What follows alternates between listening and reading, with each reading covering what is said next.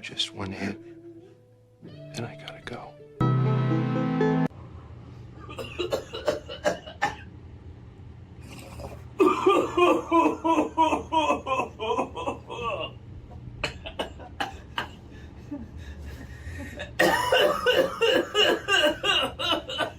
You asshole.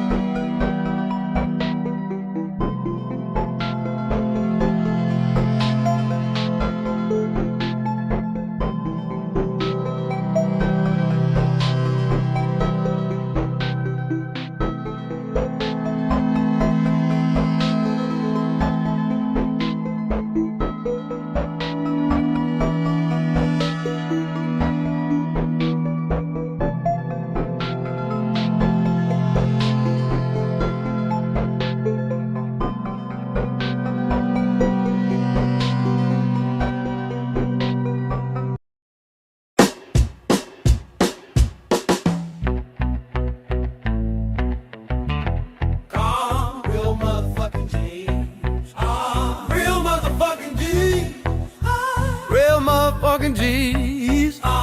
Real motherfucking G's. Hey, yo, doctor, here's another proper track, and it's fat. Watch the sniper, time to pay the piper and let that real shit provoke. See, you's a wannabe loke and you'll get smoked. And I hope that your fans understand when you talk about spraying me. The same records that you're making is paying me. Motherfuck Dre, motherfuck Snoop, motherfuck Death Row. Yo, and here comes my left blow, cause I'm the E-A-Z-Y-E and this is the season to let the real motherfucking G's in. You're like a kid, you found a pup and now you're dapper. But tell me where the fuck you found an anorexic rapper? Talking about who you gon' squabble with and who you shoot. You're only 60 pounds when you're wet and wearing boots. Damn me, they tried to fade you on Dre Day, but Dre Day only meant Yeezee's payday. All of a sudden Dr. Dre is the G thing, but on his own album covers he was a she thing. So nigga please, don't step to these motherfucking real G's. Stop him in his tracks, show him that I'm ruthless. Yo Dre, what's up? Boy, you should've known by now. Stop him in his tracks, show him that I'm ruthless. Yo Dre, what's up?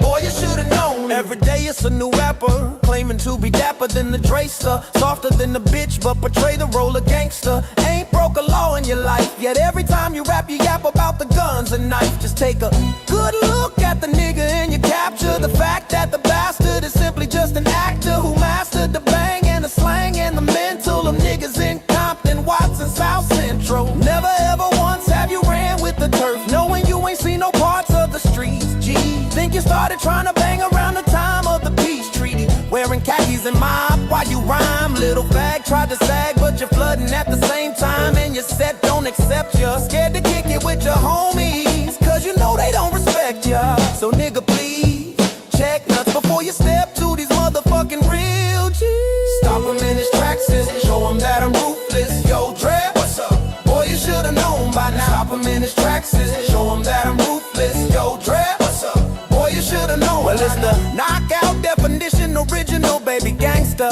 Approach me like you're hard, motherfucker, I'ma bank ya. Shank you with my fucking shank if I have to. Dr. Dre and Snoop Doggy Dogg are fucking actors, pranksters, studio gangsters, busters. But this time you're dealing with some real motherfuckers. Jeez, nigga, please don't try to step, cause if you do, then a pill cap is all that will be left. See, young niggas like me will break you off something, claiming my city, but Dre, you ain't from Compton. Niggas like y'all is what I call wannabes, and ain't shit compared to real motherfucking G's. Stop him in his tracks and show him that I'm ruthless. Yo, Dre, what's up? Woo. Stop him in his tracks and show him that I'm ruthless. Yo, Dre, what's up? Stop him in his tracks and show him that I'm ruthless. Yo, Dre, what's up? Boy, you should've known by now. Stop him in his tracks and show him that I'm ruthless. Yo, Dre, what's up?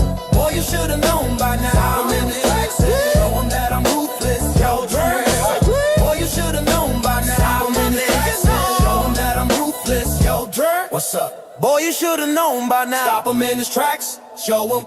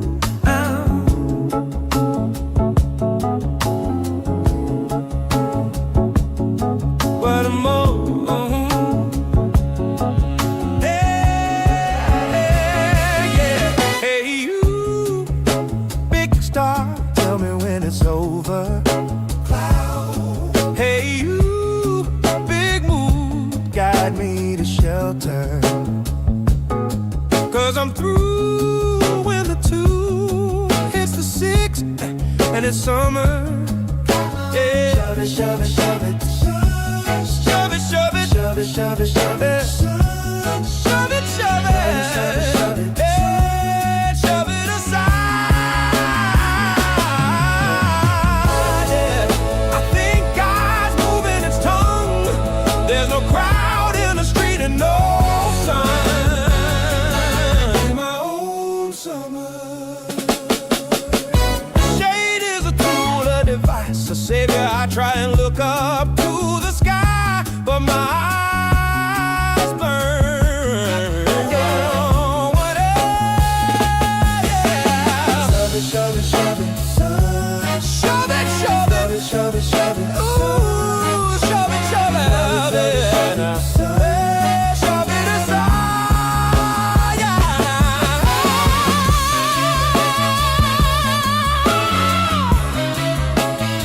Yeah.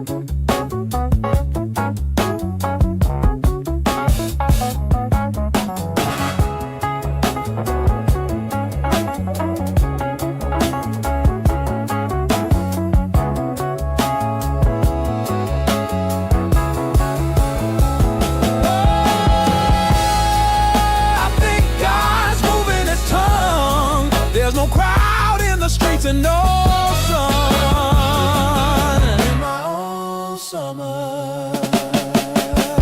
Shove it, shove it, shove it, the sun. Shove it, shove it, shove it, shove it, the sun. Shove it, shove it, shove it, shove it, shove it, shove it aside.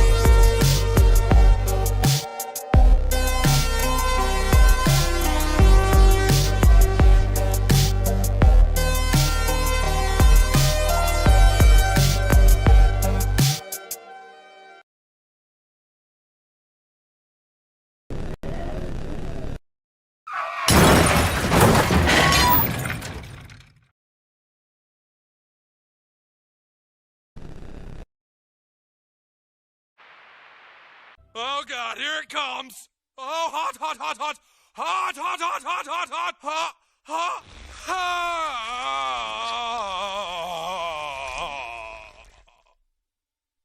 Mr. Marsh, we apologize, and if it's okay with you, we would like to present you your long overdue trophy.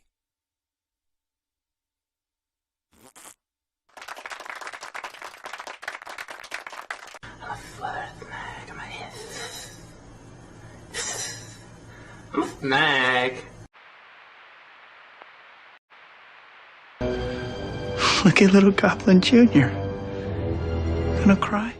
You broke my heart today. On Valentine's Day, bro. Bro, I cried today. I'm here with Razor eating ice cream, consoling him all night. I cried, dude. Like, I couldn't believe it, man. Like, fuck, dude. I got inspired by sitting here watching these guys, bro. Like, fucking my mystery, like, doing mystery boxes and mail haul. Dude, I was hurt, bro. Let's continue on, guys.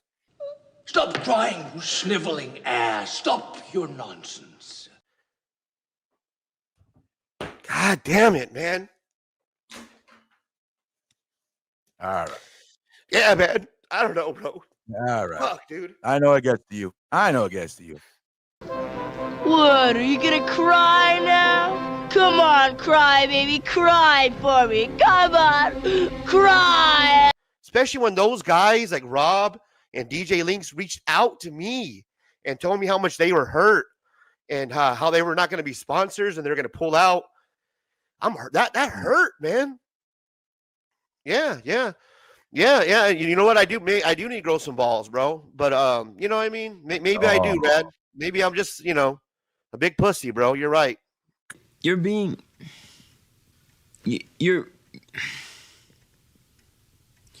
a pussy. I'm a big emotional pussy, bro. You're right. That's pussy, Razor. Yeah, you might be right, bro. The following program deals with a controversial subject. The theories expressed are not the only possible interpretation. The viewer is invited to make a judgment based on all available information.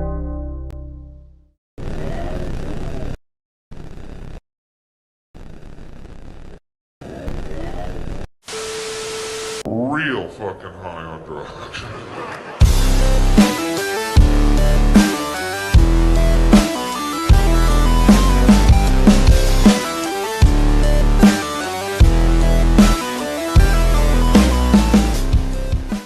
What is good, everybody? Welcome to another Saturday night, another Modern Comic Mayhem. As that session was epic, it was excellent, it was much needed. I was telling Adam backstage, I've been fighting migraine hell for the last week. And I don't know if there's anybody out there that knows really bad migraines. I've had really bad migraines my whole life. Since as soon as I hit 13, they just 1 or 2 a month guaranteed. Sometimes they'll come in clusters and it fucks your world up, man. And yeah, depending on the severity, those things suck, man. Oh, bro. So I took a whole extra shit ton of Rick Simpson oil tonight, smoked a nice Keef blunt, and the session was excellent for me. So I hope you guys are still enjoying a session. I hope you guys, if you guys, like to partake in alcohol, grab a nice drink, sit back and relax with us tonight. We're just hanging out, chilling out. Or if you're a wuss like me, just get a soda of your choice. Well, you said you're taking gummies the other day, bro. Adam's over here. Unfortunately, I'm out of the gummies, but I still have a Jolt Cola. Yeah, I saw that you put up a fucking post of Jolt Yeah, because Cola. They actually kept it pretty close to the original formula too. I saw it had no sugar though. How do you have Jolt Cola with no sugar, bro? And they replaced it with something with vitamins, and that's why the taste is a little off. Yeah. What up, John? How you doing, brother? What's up, people? How are you? What's going on, Bryan? Oh, we got a good show tonight, dude. Something epic happened in the world of comics that we're going to talk about tonight that is a big deal. It's a real big deal to me. It's something that I've been hoping was going to happen for, the last 5 years.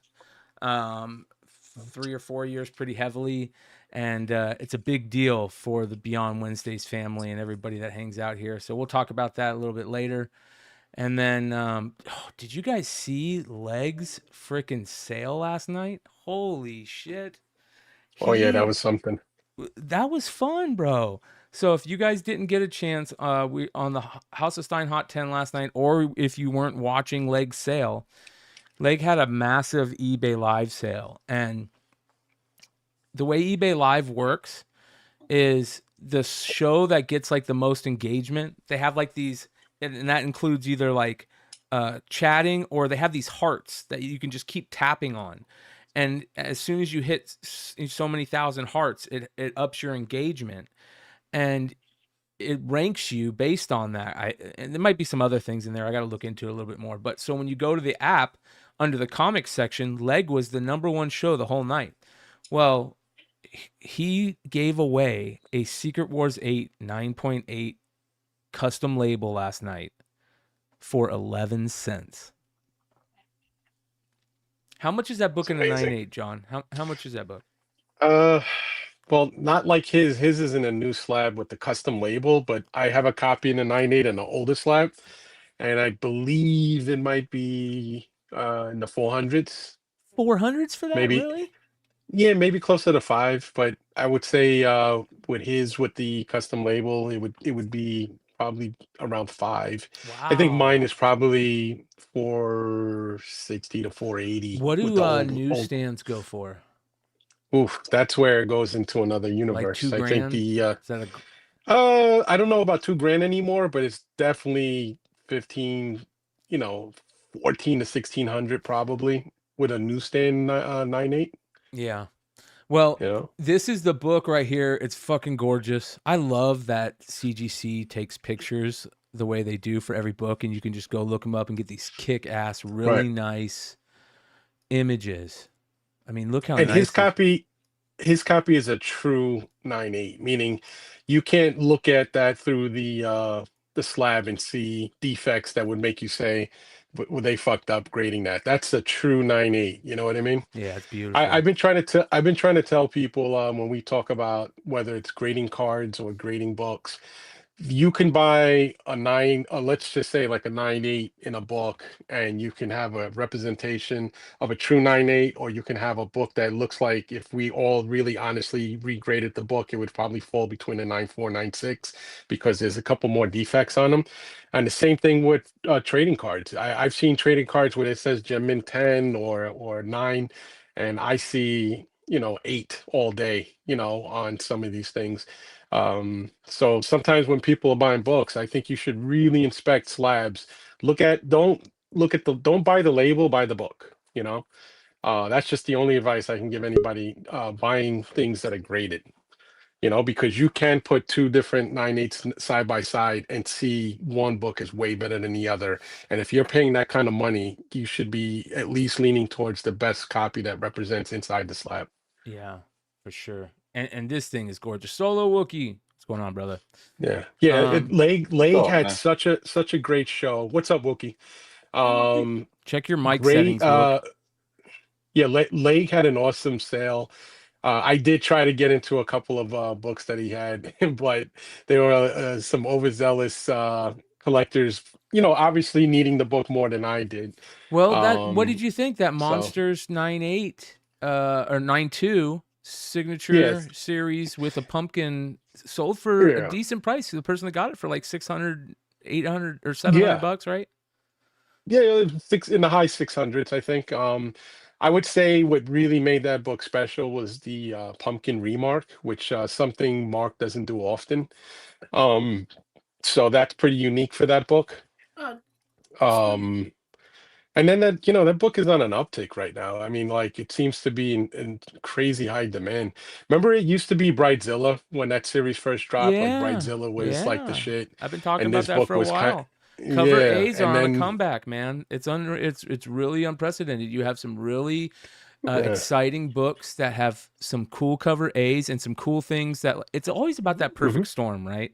The perfect storm is, in my opinion, you have 3 things that cause a book to go crazy and get into this perfect storm.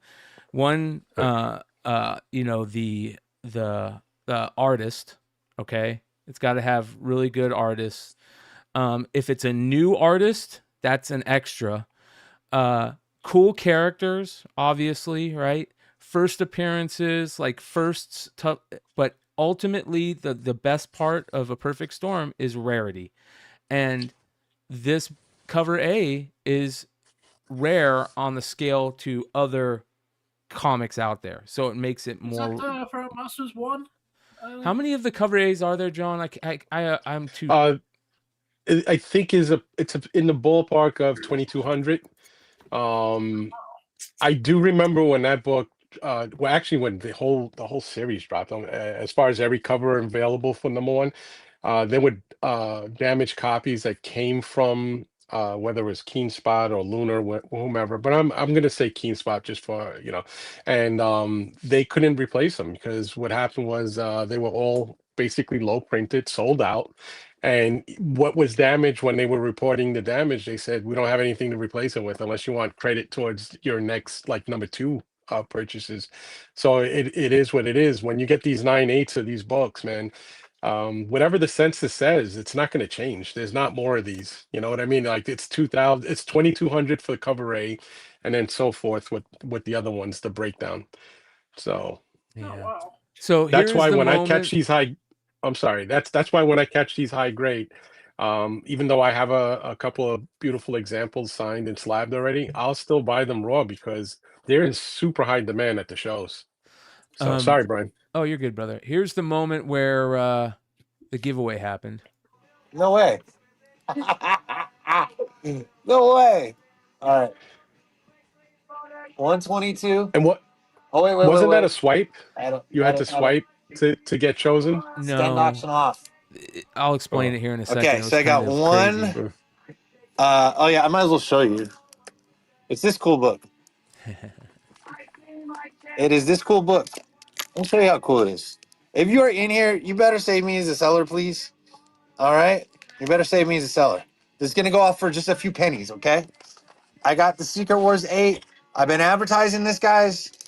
You'll see it's a clean 9.8, right? I believe I pressed it, to tell you the truth. Secret Wars #8 from 1984. It has the label. And by the way, believe it or not, I don't know if it should or not, that actually makes it go up in value. You sell for about 50 more right there. Mm-hmm. You can't stop now. I got 123 because everybody knows I'm going to run this thing. So, I'll tell you what. So, I got starting price 1 cent, duration 2 seconds. The auction is not extended. If somehow this thing blows up and I mess up, how the hell do you guys know this is going to go? So here's what this is kind of started a new thing about how the giveaways work on eBay. It's a beta over there, so it's hard to do giveaways, right? So people are just trying ways out. So one of the ways they figured out is if you do a thing and if you set up a sale and you make the sale only 2 seconds long, it gives everybody a chance to, if they're paying attention, they can hit get a chance to bid, and it just takes the last person to hit it or something, so it's random, and then it usually ends at like 11 to 15, 20 cents because there's not enough time for everybody to go higher, right? So you're getting the book for basically super, super cheap. And there's 2 ways to do eBay Live. You can do it on your computer or you can do it on your phone. I thought to myself, maybe the phone's going to be more active. Well, on the phone, when you bid, it makes you slide over. If you do it on your computer, you can just click it. So by the time I realize it's telling me to slide, the giveaway's already done. I'm like, motherfucker. But here we go. Let's watch this. I don't really, I didn't want to stop running out. You guys did great. I made way too money tonight. So I'm going to save this. This is auction 122. I haven't done this before. So if I have this set up right. Oh, you're live on House of Stein? Hell yeah. Shout out to all my boys. Top 10, by the way. Okay, we got enough people on here. So first off, follow House of Stein. I should go get his variants right now, right? You know what? Screw this. I had enough watches. Give me one, literally 1 second. I can reach them from here. It might mess this up. I did. You put your sticker on your book over there. You went too far. I went too far. Because I think he started it like right after he showed Vacation that. winner. He's in LA, but he's been here the whole show. He spent a lot of money. He's gonna come with my COA. Come on. The bids, it's hard to tell. It went to 11 cents. There's 210 bids.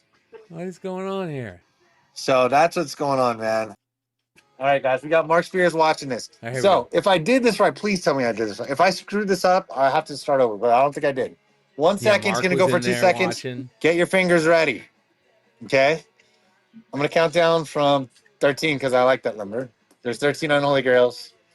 So let's get it going. So 13, 12. There won't be a max bid. You can't. It's a 2 second hard stop, guys. So just start hitting bid. It's 1 second bid that goes up by one. Mark, I hope you win, buddy. So let's get it going. 13, 12, 11, 10, 9, 8, 7, 6, 5, 4, 3, 2, 1, go.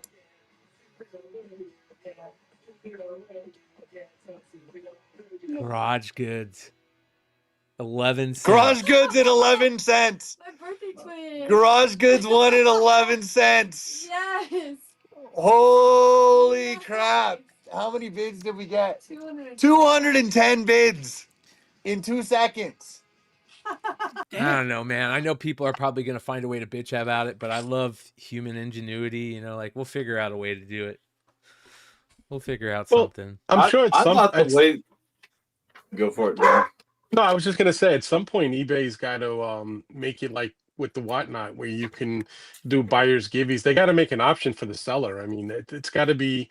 You can't have these type of things, and if the seller says, "Hey, I want to do something special for the group," for the buyers, at least like a buyer's givey, you know, and just make it where they can do it with just a push of a button rather than these little stupid ways of doing it. Yeah.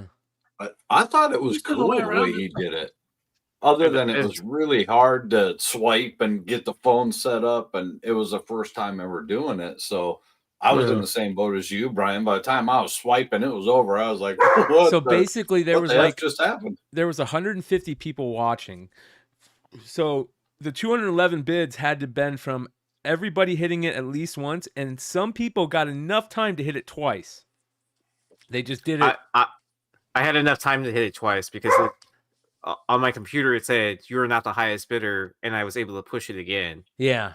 And then so it put in, you know, it got the input, but I think it was just because like whatever it registers as the highest bid or whatever. Yeah. So, excuse me, on the phone, it's a swipe and tap type of a motion that you're doing with it. Yeah, you got to swipe it to the one side. You have to like make a thing Alright. connect to the other end. Okay, so it's just like whatnot for me on the phone too. Okay. Yeah. Yeah, it's just like bidding on whatnot. So, all right. But like on a browser though, it's just a button. Yeah. So that was pretty interesting. I thought that was pretty cool. But shout out to Leg for pulling that shit off. Yeah, that was super cool, man. I'm happy for him that it worked out nice. He had a really long sale too. A really long sale. Oh dang! Look who joined us from across the pond. Boom. MJ was up on the... How's everybody doing? Okay. Doing pretty good. How are you? Chilling, bro. How I'm you good, doing? thank you very much. I'm good. I'm glad I can join you on this fine evening. Yeah, hell yeah, dude. I'm always glad when you show up, bro. It's nice to have you join us. It means that you got up really fucking early, or you've been up all night. I've only had like an hour or so sleep, so yeah. I tried to stay up, but yeah, I'm good. What I heard is I just got back home from the pub. Is what I'm hearing. Yeah. Oh no. No. Bro, you said you went to a con recently. There was a con out there you went to. Yeah, so last Sunday I went to a comic mart in London, and It's like it's like the best comic show that I've been to in this country. To be honest, it's just literally, it was great. Did you do a video on it? Yeah.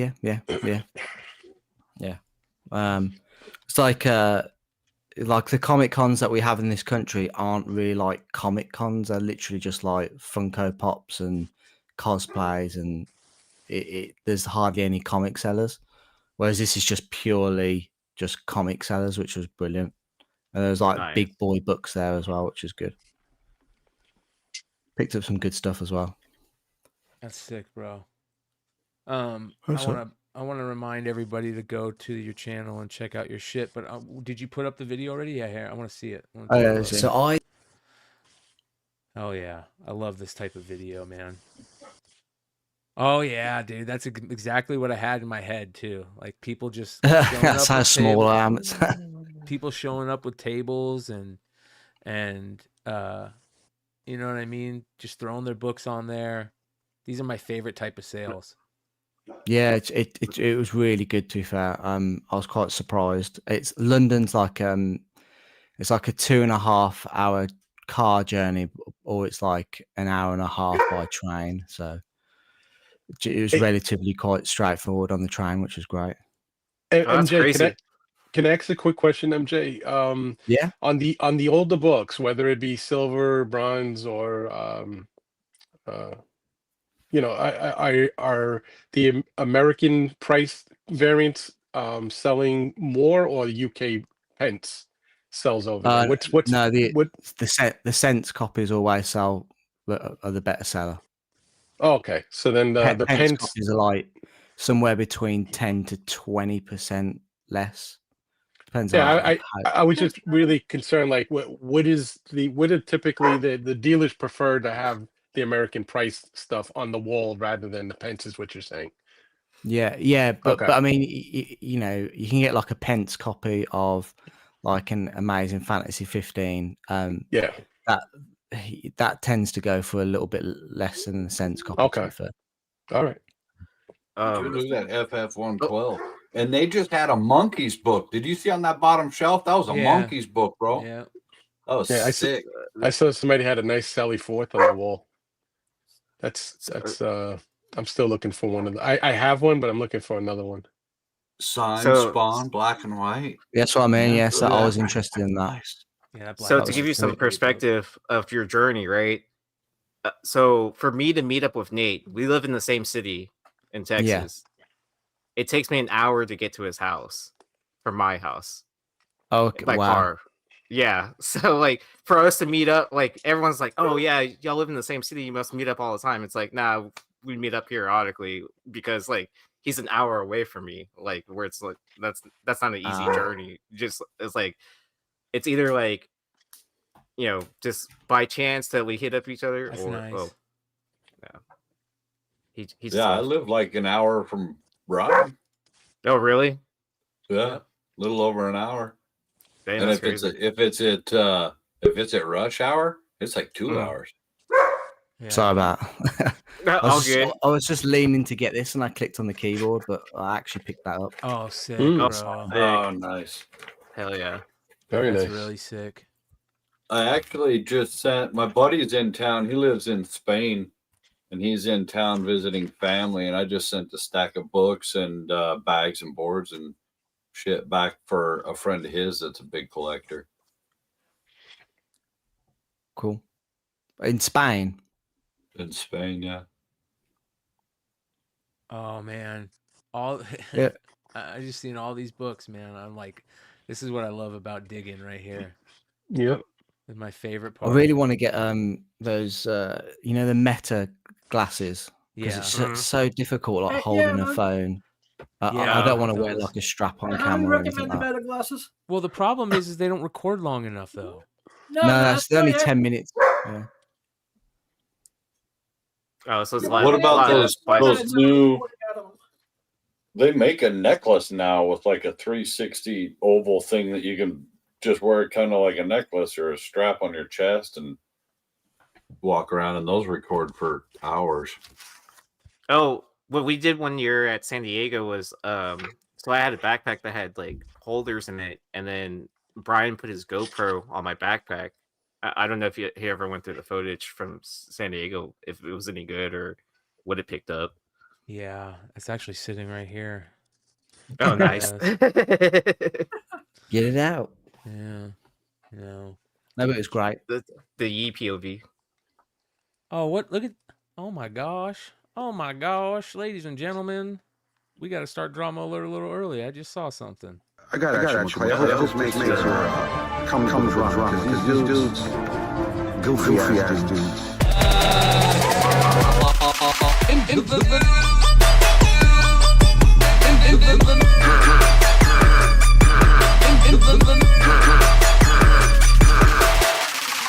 But let's get down to business. Looking at freaking MJ's video and I see Goofball's back at it. Where the dog at beyond Wednesday's swindles? Holy, that's my face, yeah. On a dog, and he's the dog catcher. This fucking guy. What is this guy's deal, bro? Just stop, dude.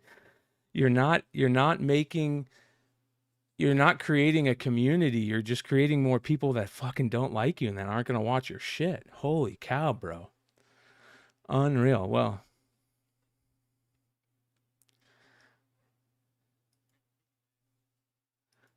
Razor Comics. Fuck no. Fuck that, dude. I'll save that for my members only content. You guys, we'll have a good little members only session over there. But if anybody's ever, I'm sure he's bringing up the money that people gave me in response to him trying to make a bunch of fucking goofy jokes about my dead dog, where a ton of people gave $350 in donations to the channel. Now I have to take YouTube's cut out of that out, but let's say $300 is going to go towards a dog rescue, whether it's me getting a dog from that rescue or me just giving that money to a rescue. And I thank everybody that's done that. And don't worry, that's not forgotten. I'll keep talking about it. And as soon as I find a nice little pointer rescue that, or a nice little pointer at a rescue that I want to get, we'll name a new dog. We'll name a new pup. So, oh yeah, do you see one? You're just gonna drop it off at the house?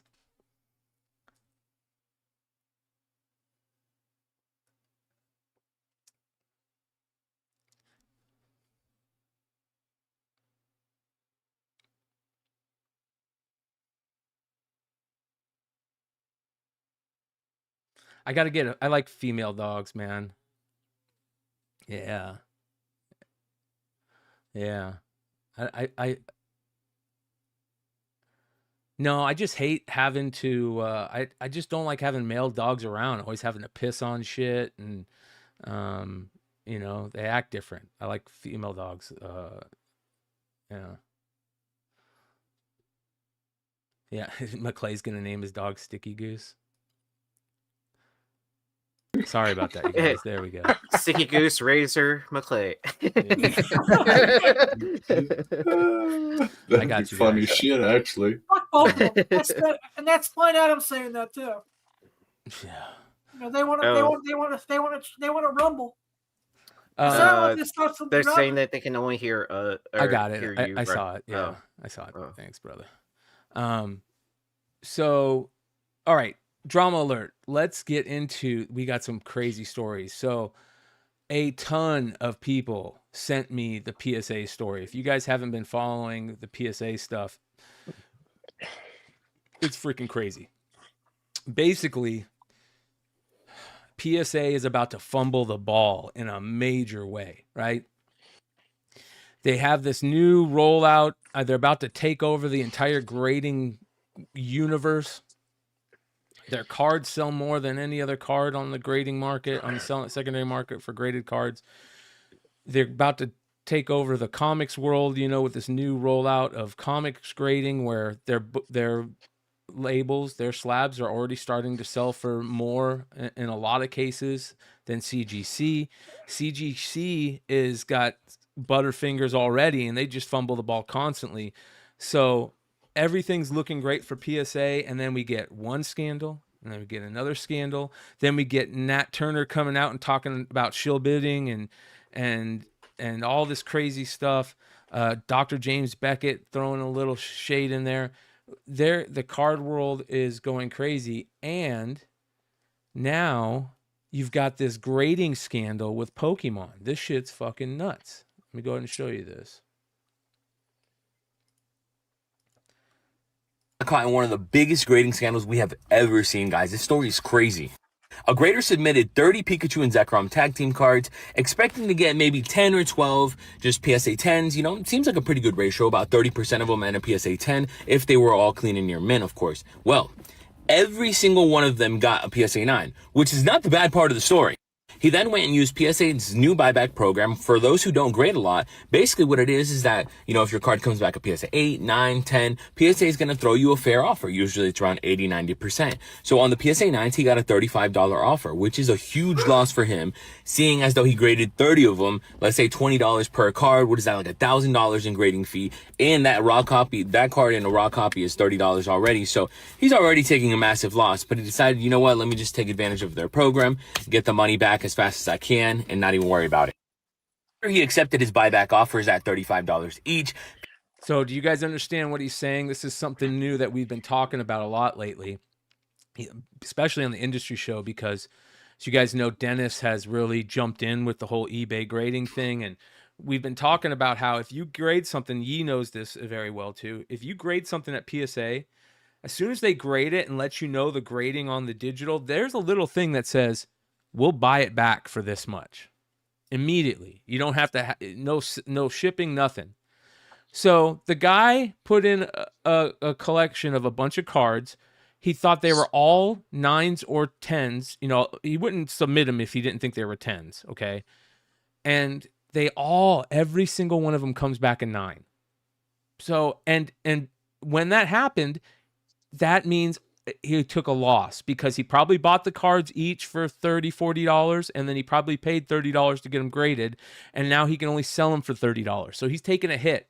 So he said, you know what? I'm taking such a big hit. I'm just pissed. I'm cool. I'm just going to dump the money, get out as quick as possible, sell them all straight to PSA. As soon as he hits sell, the thing pops up, and watch this.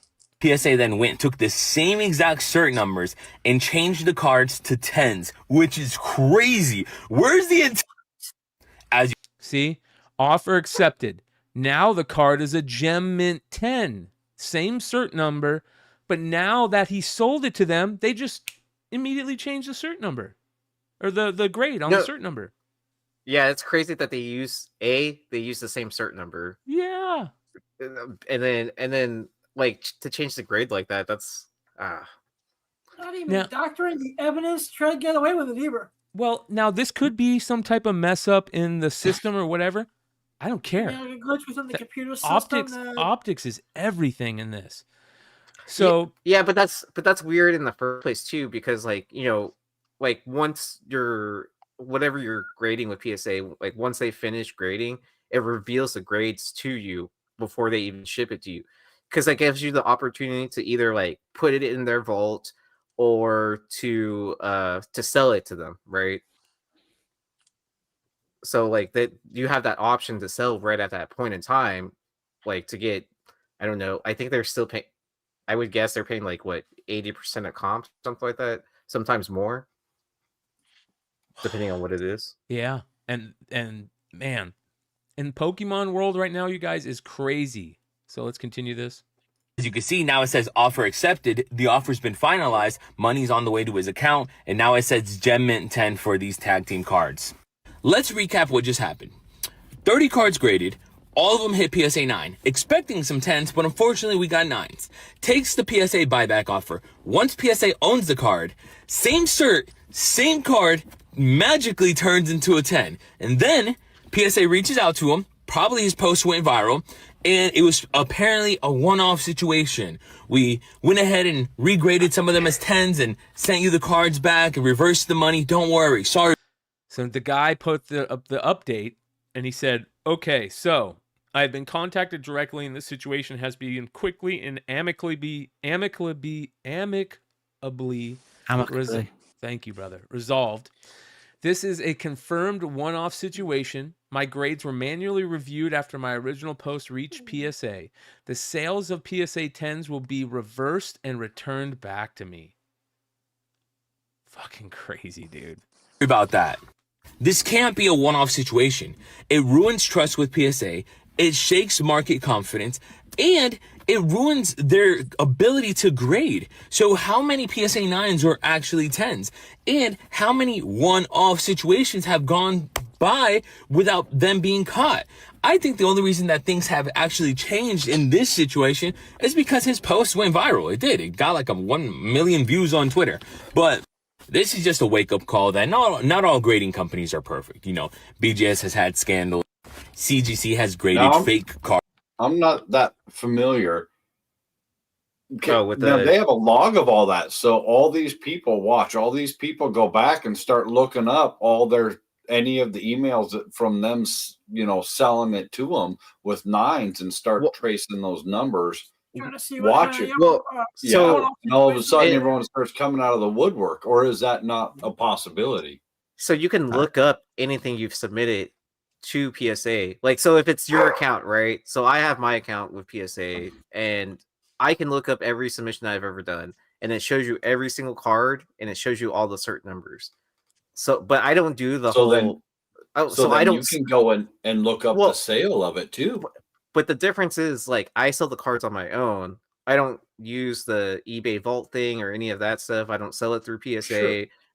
Sure. So that's the difference there, right? So if I did sell cards through the vault of like something I got graded, where it's like kind of like, oh, I was expecting a 10, and then it ended up being like a 8 or 9 or something like that, right?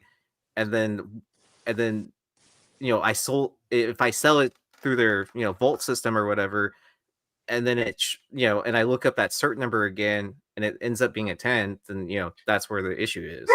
That's what I'm saying though, is now there's a high possibility all these people, you know what? Yeah. There was one time I had a 9, I swore it was a 10, and they start going back and looking all their certs and then looking up sales, and they're like, wait a minute. I sold it back to them, they flipped it. There'll be more coming out like this. Yeah. Yep. We'll absolutely. see. The woodworks now.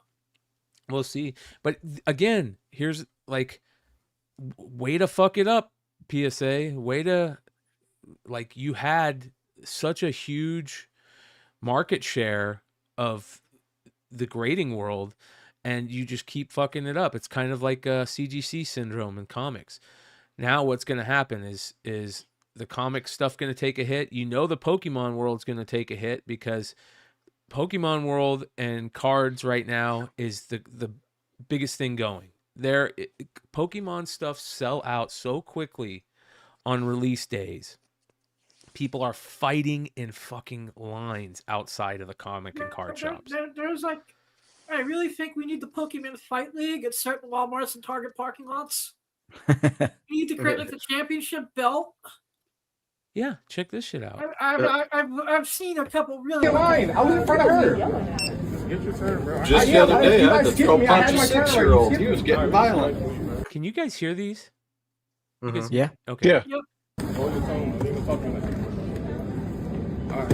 Listen to the guy. The guy's like, don't even fucking record me. I was in front of her.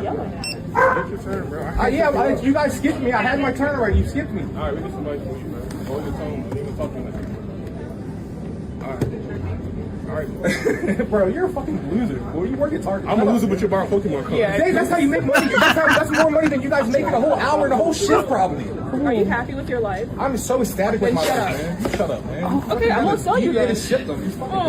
Are you gonna hurt my feelings with your words? How do your mom? You gotta wait on cards. I'm mad at your poor customer service. And I will continue to skip you since you're being smart. That's cool. Hey, you know what I want to do? I want to give a big round of applause to those Target employees for calling that pussy out. Yep. It was so funny when he when he's taking the mickey out of them for working at Target, and they're like, "Yeah, but you're buying Pokemon cards." So that was quick too. There was like no delay in that either. Yeah, Like, yeah. Not at all. It's just like, what, you make your Pokemon cards. Get the fuck out of here. Yeah, you guys skipped me. I had my turn already. You skipped me. All right, You skipped me. All right. Bro, you're a fucking loser. Boy, you work at Target. I'm a loser, but you borrow Pokemon cards. Yeah, Dave, that's how you make money. That's how you make money.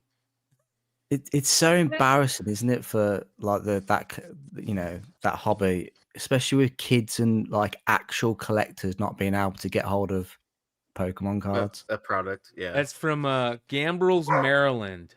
So that was at a Target in Maryland. Gambrels, Maryland. You know, real quick, there's a difference in that hobby. I'm not a Pokemon person, but in my LCS, there's a huge attraction. They sell Pokemon and Yu-Gi-Oh, Magic, One Piece. The kids that actually play the game, they're some of the nicest guys in the world. I mean, really good people. And so the flippers are not the players or the collectors. No, they're not. So it's two different. I just want to make sure that people who are following or listening, it's the losers are these guys that have to go to these stores and buy up the entire shelf, and then in the morning, right, and fight people and take like cases of everything. You know, the flippers are jerk offs. But the people that actually play the game, the collectors, they're actually really good people. They're good guys. So, but you know where all these flippers are coming from, though, right?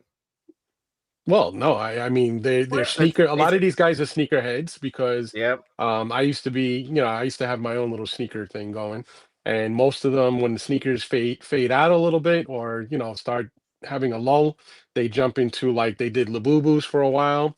When Labubus start dropping a little bit, they go right back into Pokemon, or some of them just do it all. And listen, there's nothing wrong with being a hustler, but don't be an asshole while you're doing it. You know what I mean? You could still make money and run around and be a flipper without being a jerk off. I would never stand in line in anybody's business and make fun of a kid that's making honest money and just because you got your feelings hurt a little bit.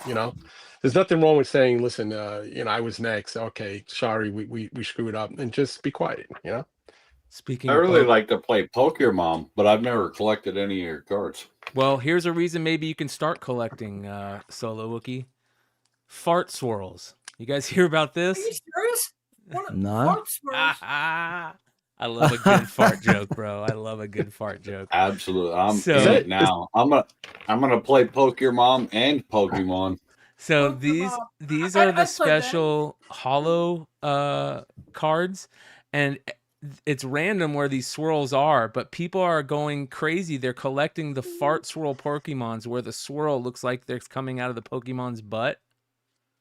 Yeah, it looks like he's actually letting some air go if you look at his face.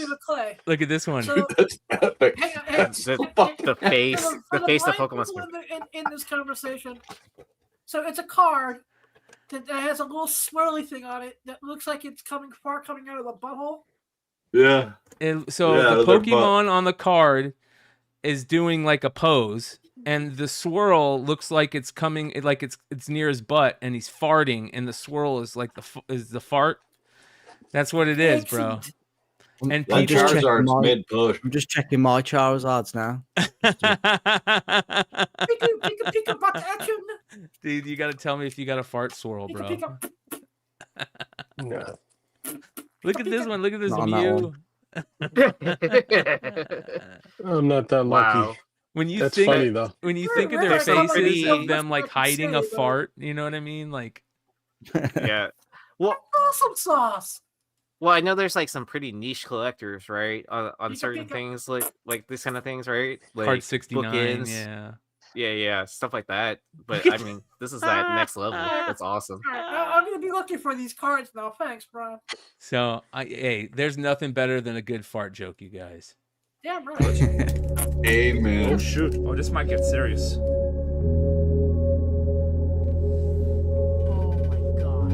Oh my god! Oh, that's massive. Peter Mayhew, Chewbacca, Billy D. Williams, Lando Calrissian, and Carrie Fisher. There's more. Oh. Luke Skywalker, Harrison Ford as Han Solo, Anthony Daniels C-3PO, and David Prowse as Darth Vader. Oh my god! I don't know if we'll ever pull a better Star Wars card. No, that's nice. Right? Oh shoot! That's not what I meant to That show was you like guys, one so. of those missing like Holy Grail cards for a long time. That's definitely a super grail. That's not Yeah, what you can't what I can't meant to- get that. Half of those people are dead. That's not what I meant to show you guys. I was gonna That was say. still epic, bro. Not fall on you. I'm not gonna fall on you. All right, ready? 3, 2. Oh! What the hell? Do not fall on you. I'm not gonna fall on you. All right, ready? 3, 2. Sorry. Fart jokes rule. That's All fucked up. Pink eye.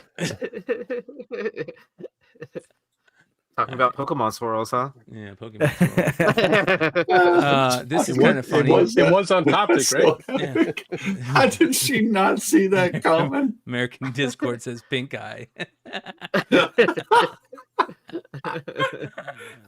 Dude, I think fart jokes are so funny, dude. I got an epic Instagram playlist with nothing but fart jokes, dude, that we used to go through on Bogcast. It was so fun. All right, here we go. Sometimes you get lucky when you buy a storage locker. Sometimes you get lucky and you buy Travis Kelce's storage locker. And in that storage locker are 25 of Grail cards of National Treasure Travis Kelce cards that he never sent back to Panini. That's awesome that he signed them too. Yeah, he signed every single one. How does his storage locker go up for? Aren't those usually lockers that don't get paid for? They and then forget they put about in the it. And they auction? quit. They forget about it, and something happens with it. Quit paying. That's Terrell Owens had the same. Not Terrell Owens. Chad Johnson had the same thing happen to him. Wow. Yeah. Or you move away or whatever from that area. Now, if you found that, would you try to find some way to communicate with him and say, "Hey, bud, I got your cards. What do you want to pay for them?" I don't know if this is Or- Travis Kelce's storage locker. I'm just throwing that out there. But Oh, okay. All right. All right. yeah. They're all so it says here a storage unit was reportedly purchased by a consignor of Heritage Auctions, and the unit ended up belonging to Travis Kelce, and inside were some absolute grails. So, like, I don't know where the proof is on this, but it's what it says. So, how many do you think were unfulfilled redemptions? Is there anybody that responded to this saying they had a redemption and they never got one? Been waiting on my Kelce redemption for 4 years. Oh shit! Same. That's crazy. Because during that time period too, you had that choice to extend your white period, but I think they recently changed their terms and conditions, and so I think after a certain grace period, you have to take the points. Such bullshit, bro. Yeah, or get the get one of those Redemptions- white boxes or black boxes or whatever. Depending on the Redemptions value are of the card. worst thing in cards. They are the worst thing in cards, other than overproduction and price gouging. But Or seeing duplicates of the same card.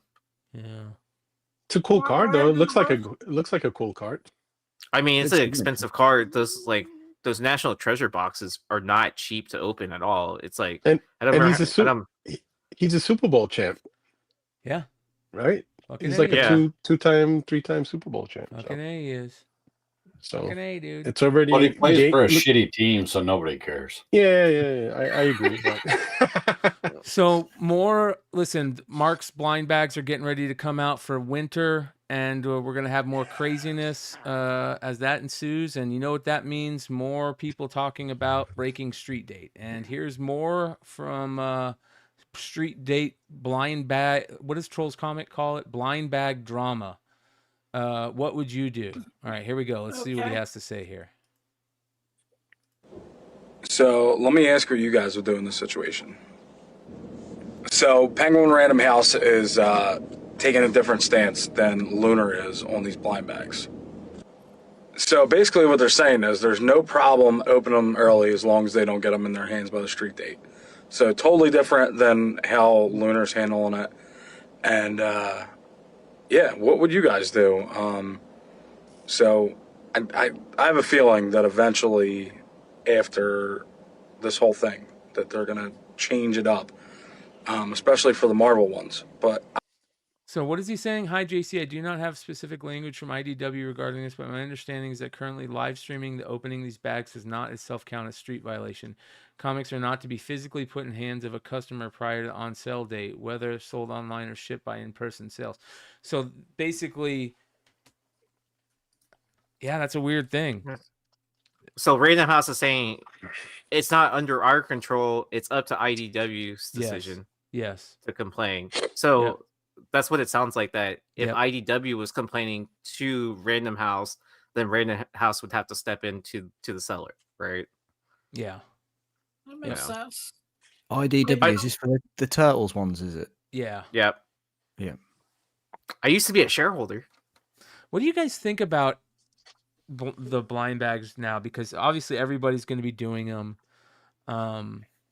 We have the one coming out from Image that's all the ratios, which sounds fishy. Sounds like retailers are getting screwed on that one.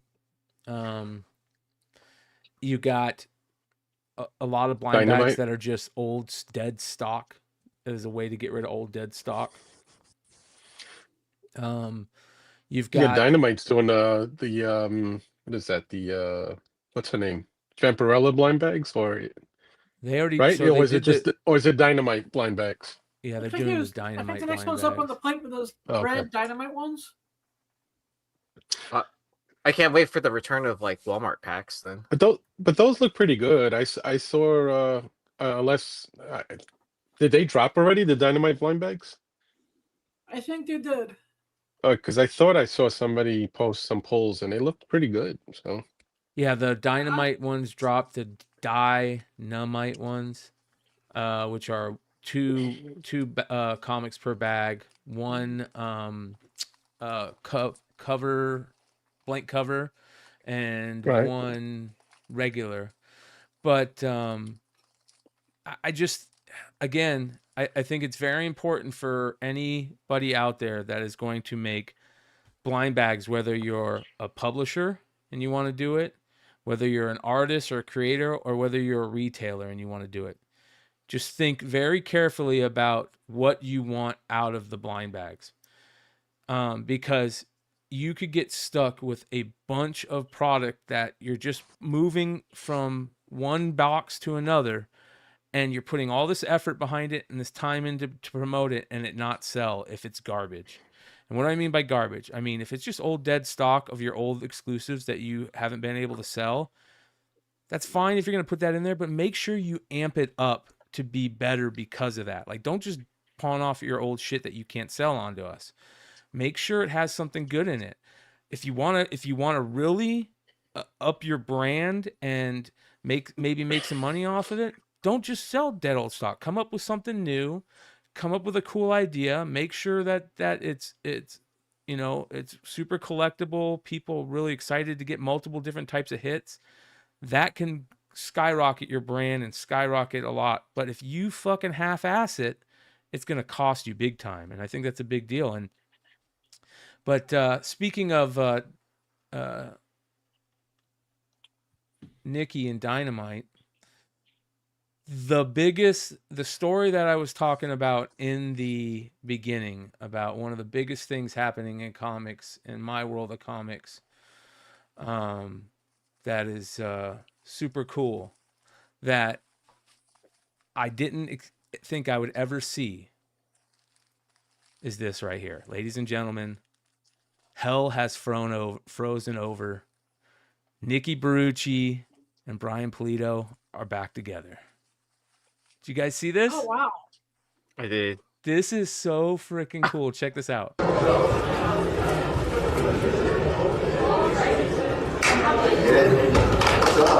going on? Hey, man. Hell yeah.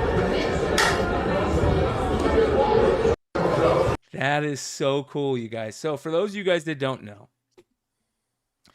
these guys used to be really close, good friends. Bryan went through some hard times with his business. Ended up having to file for bankruptcy. And Nikki ended up buying Chaos Comics through that bankruptcy. And it caused some bad blood. And they hadn't talked or done any work in years because of it. And it's a real bummer because, one, they were good friends. Two, there could be some great comics that come out of this. Like, who doesn't want to see Lady Death and Evil Ernie in a comic again? You know what I mean? Who doesn't want to see Evil Ernie back with Lady Death and in that world? Chastity, all the Chaos Comics stuff, you know. All I want to say is I am super excited for this. I'm super proud of these guys for burying the hatchet. And I know a few artists. Let me do this. Nikki, Bryan, I know a few really, really good fucking artists that are begging to do a Lady Death cover, an Evil Ernie cover. Whatever you guys are doing, let's get Beyond Wednesdays involved. Let's do a Beyond Wednesdays variant. I want to be part of it. I am super excited for that. So shout out to those guys. That's a big deal in the world of comics. A lot of people don't realize the story, the backstory, but this is a real big deal. The potential there is huge. Hey, Bryan. I just sent you a picture in your Instagram. You can share it now. Because I was being told not to say anything about it until a reveal came out. So apparently, since he sent it to you, I can reveal it now. Oh, look at that, dude. It's Yeah. half the press. I was hanging out with both of them when they did that meetup. It was so fucking cool to see them talking. That is In fact, amazing. it was John who filmed that first video. Is that what you're saying, John? No, it wasn't me filming the video, but I was there, and they both told me don't share the picture until the reveal is dropped. Was this that Big Apple a few weeks back? Yeah, this was Big Apple, Adam. Cool. Adam was there too. I think Adam was about 10 feet away, but I don't think. Yeah, I actually think I was a good 5 or 10 feet away when this was taking place. But they told me don't share this picture until we reveal that we actually had this get together, and I was like, okay. So it's cool. It's cool that seeing them together, you know. Yeah, that's a huge thing. I can't wait to, see what they were really saying is, what they were really saying was that, oh, we see you on Beyond Wednesdays. Don't reveal it yet. Well, no, he just I had to take advantage of taking the picture with them because both of them are really great guys. But Polito, like I said, I know him since like 2002 and always been super like fantastic. And so when I had the opportunity before leaving them, I said, let's get a group picture together. But then he said, we'll take the picture, just don't share it until we do the reveal that we're, that they're doing this. So I'm like, okay, Damn, dude, I'm nice. so happy for him. I'm really happy. it's super cool, man. Yep. And like I said, this actually gives me hope for the future too, and something I'm doing behind the scenes. Yeah, who doesn't want to see Evil Ernie and Lady Death back together? You know what I mean? I don't know if that's going to happen. 20 years Here's since last time they were in a book together. Here's the thing. We don't know what's going to happen. It could that could be something that has been talked about. It might be off the table. Who knows? But I do want to see them create something together. You know what I mean? They need to be doing something. So, all right. Trolls Comic says, Bryan, did you see the message I sent you about Penguin Random House with the blind bags? They are basically doing what the opposite of Luna's doing. Yeah, brother, you just missed us talking about it. So, here's the thing about that is that there's certain blind bags that, like, I understand Keenspot wanting people not to open those things early because it was such a big deal about like the rollout and the excitement of them. And Mark the creator did not want that stuff spoiled. So that was important to him. But if IDW doesn't care about people spoiling it, then, you know, I don't know. Is there something wrong about that? You know what I mean? Like, I don't see anything wrong with that. But I don't know. I'd have to look into it more. Somebody would have to give me a reason to care about it. You know what I mean? I don't know. What do you guys think? I don't know. The creator, if the creator themselves, I mean, how much power does the creator have when they're dealing with these companies? Because no matter what Mark says to when he first had to deal with it with the Halloween bags, you know, there was still BS going on. I mean, like, how many different choices do you have if you what do you do? Not work with these people again? You have to, you know. And it's really not sometimes the fault of the people who send out the bags. It's the idiots that receive them and that have to be first. You know, everything is I gotta hurry up and do this like right now. You know, I don't know. Second sometimes, man. It's a little bit of like we all want to see the stuff sooner than later, but then it's like for me, it's more fun doing it like the way we did it with the Halloween bags, where we all waited to midnight and we did it together, and it was an event. When I see guys waiting like 5 days before the drop, it's like, so I don't know. It just seems so stupid, you know. I don't know. It's greedy, you know. It's I don't know. Well, I mean, how long is IDW going to be there, anyways? I mean, that's an honest like question, right? Like, because I know they've been going up and down with like how well they're doing on you know, just like holding all their IPs and stuff like that, or which IPs they're able to use. So, I mean, it's more on the I guess it's more on the decision of the publisher of what to do than the distribution, right? Or is it a little bit of both, or a give and take kind of situation where it's like, oh, this customer opened this bag a week early, but then the, you know, whoever gets it in hand doesn't get it until the street date, you know, then it's like technically not breaking rules, right? It just depends on, you know, a little bit of both. Is this for the Turtles blind bag for IDW? I believe so. Yeah. Yeah. I don't know. With that being with IDW, that being their flagship biggest IP that they have at the moment.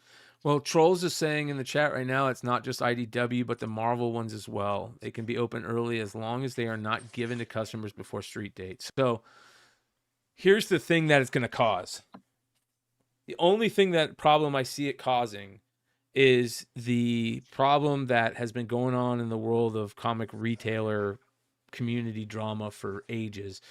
And that's one side of the country getting it before the other side of the country. So if the East Coast gets it before the West Coast a week before, and they break street date and they take all of the market share of the people that wanted to buy into those bags, and now the whole West Coast retailers are getting caught, you know, holding product they can't sell, that causes sour grapes. So that could be, and rightfully so. I would think if there's a street date and everybody's supposed to hold to it, like it's I don't know, even up until recently, it was an unwritten rule kind of thing, right? You kind of did it you didn't want to fuck over your fellow, you know, comic retailer. I don't know how. This isn't the exact same, but I'd like to give an example. Let's say Prince is going to put out an album, and in 2 of the albums, there is a VIP pass to go backstage and meet Prince and hang out with him and get his autograph and whatever, right? And all of a sudden the East Coast gets, or the West Coast, whatever coast, or even Midwest, gets their shipment first because they're closer to the distributor. And they start, you know, opening it up. Obviously, Prince wasn't really the option for online stuff, but they start out doing it online, and they're opening it, and all of a sudden the 2 tickets are found before the East or West Coast even gets the other Tanked, albums, and it totally those tanks that. albums, Yep. you just tanked $300 million worth of profit. You just shit the bed with it. So I think it's crap. I think you set a date that is after when everybody can get it. And if you show it, you open it, anything, you're in a violation, period. End of game. Because that's the only fair way to do it for all the coasts, for the Midwest, the Mideast, everything. The South, one single date, and you cannot open, you cannot show, you cannot display, period, end of discussion. Because that's the only way it's going to be fair for everyone. I mean, it's the same thing for cards, right? There are tons of breakers during pandemic that were getting in trouble for releasing product early. They might have gotten it 2 days before the actual release date, but then they would schedule a break the day before, and then they got away with it the first time, and then as more and more other retailers noticed that hey, this person's breaking the street date by doing a break way before it should be, then that's when it started becoming a problem, and then that's when that that retailer has a chance of losing their distribution of whatever product it is from whoever. So I mean, it's kind of I think it's that same kind of attitude, because blind bags are relatively new, and then I get that the other retailers were kind of making the argument that oh, what's the difference between me selling this book on a Monday, but I'm not shipping it out until Tuesday, and they still don't get it until Wednesday? I mean, that's completely different, because we already knew what that cover looked like through F.O.C. and all that. A blind bag where no one knows what the books look like, that's kind of a different kind of story, right? Yeah. Well, it's interesting. I will say I like how you're doing your asking these question trolls. Keep it up. I respect that. I like to I think that's what we need. We need other people to kind of fill the space with ideas and give us time to figure out what everybody else is thinking, and that helps us form a better opinion of what we would want to happen. And as long as the conversation is there, I'm good for it. Derek brings up a good point too. He says, make all the rules you want, nothing will change until there are consequences. Make them public and severe. So yeah, buddy. What do the trading card companies do to? I mean, obviously, listen. When guys are buying their blind bags from somebody else, right? Let's say somebody gets their, let's say, lunar order, right? Let's say 5 days early, and then a third party comes in and buys, let's say, out of the 5,000 this other guy ordered, let's say they buy 1,000, and then they go, all right, I'm 5 days early, I'm going to go on Whatnot and sell. How do you penalize a guy who doesn't actually have an account ordering those bags? And what are you going to do? You're going to contact him and say, where'd you get your bags from? You think he's going to tell you? Well, but what's the consequence? But then it's on the seller then, right? Because then now they're selling. Well, apparently they don't care. Be right back. Well, I mean, because they're selling the books, or they're giving that person the books in hand, 5 days before. No, it's not even about let's forget about them shipping it and getting it to you, even 2 days or a day before the actual drop.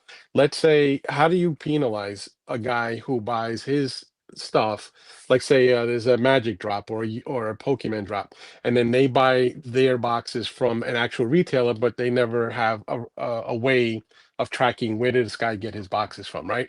So he sells, he breaks the street date, and he sells all his packs and makes a boatload of money. So how do you penalize that guy? How do you go after him? I mean, unless the company that actually sells the product contacts, say, eBay or whatnot, and then works something out with them, like, hey, this guy's selling on your platform and they're making us look bad. Unless that works out like that, and those companies decide to work together, there's nothing you're going to be able to do about it. You can't stop it. It would have to be something where Whatnot and eBay says, all right, if you're caught doing live sales of this product and we know there's an actual street date drop, we're just going to ban your account, and that's the end of it. If that doesn't happen, there has what been can you do about precedent it? set about that before. I believe that people have been slapped on the wrist for doing stuff like that. Like certain eBay sellers that did break street date and or whatever for whatever product, and I mean they'll be like so admonished, or it's eBay HR whatever will reach out to that person. Shout out to Greg And Hopkins they're that super. said How bad of a slap in the wrist are we talking though? I mean, They're easy to find. You can track the records, you can track the prices, you can track where they bought from, because obviously if they had it early enough, they bought it from someone or some place reputable enough.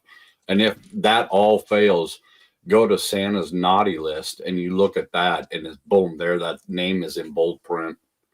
this is the point that I understand from Trolls Comics, where he says, here's the problem. A lot of these guys don't have an account to ban. They get them from bigger retailers unless the platform that they're opening them on does something and won't do anything. Agreed. Agreed.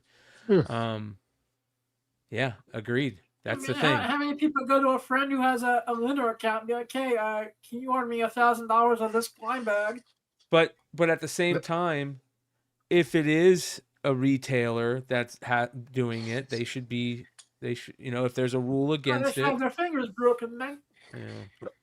But I mean, it's also on the buyers too, right? Just because someone's selling something early, like you already know, like just because this is the first person in the market, it's going to be, and then they're not competing against anyone else. You're going to pay way higher than waiting 2 or 3 days, right? But let's name take a collector it that doesn't want to be the first to own something.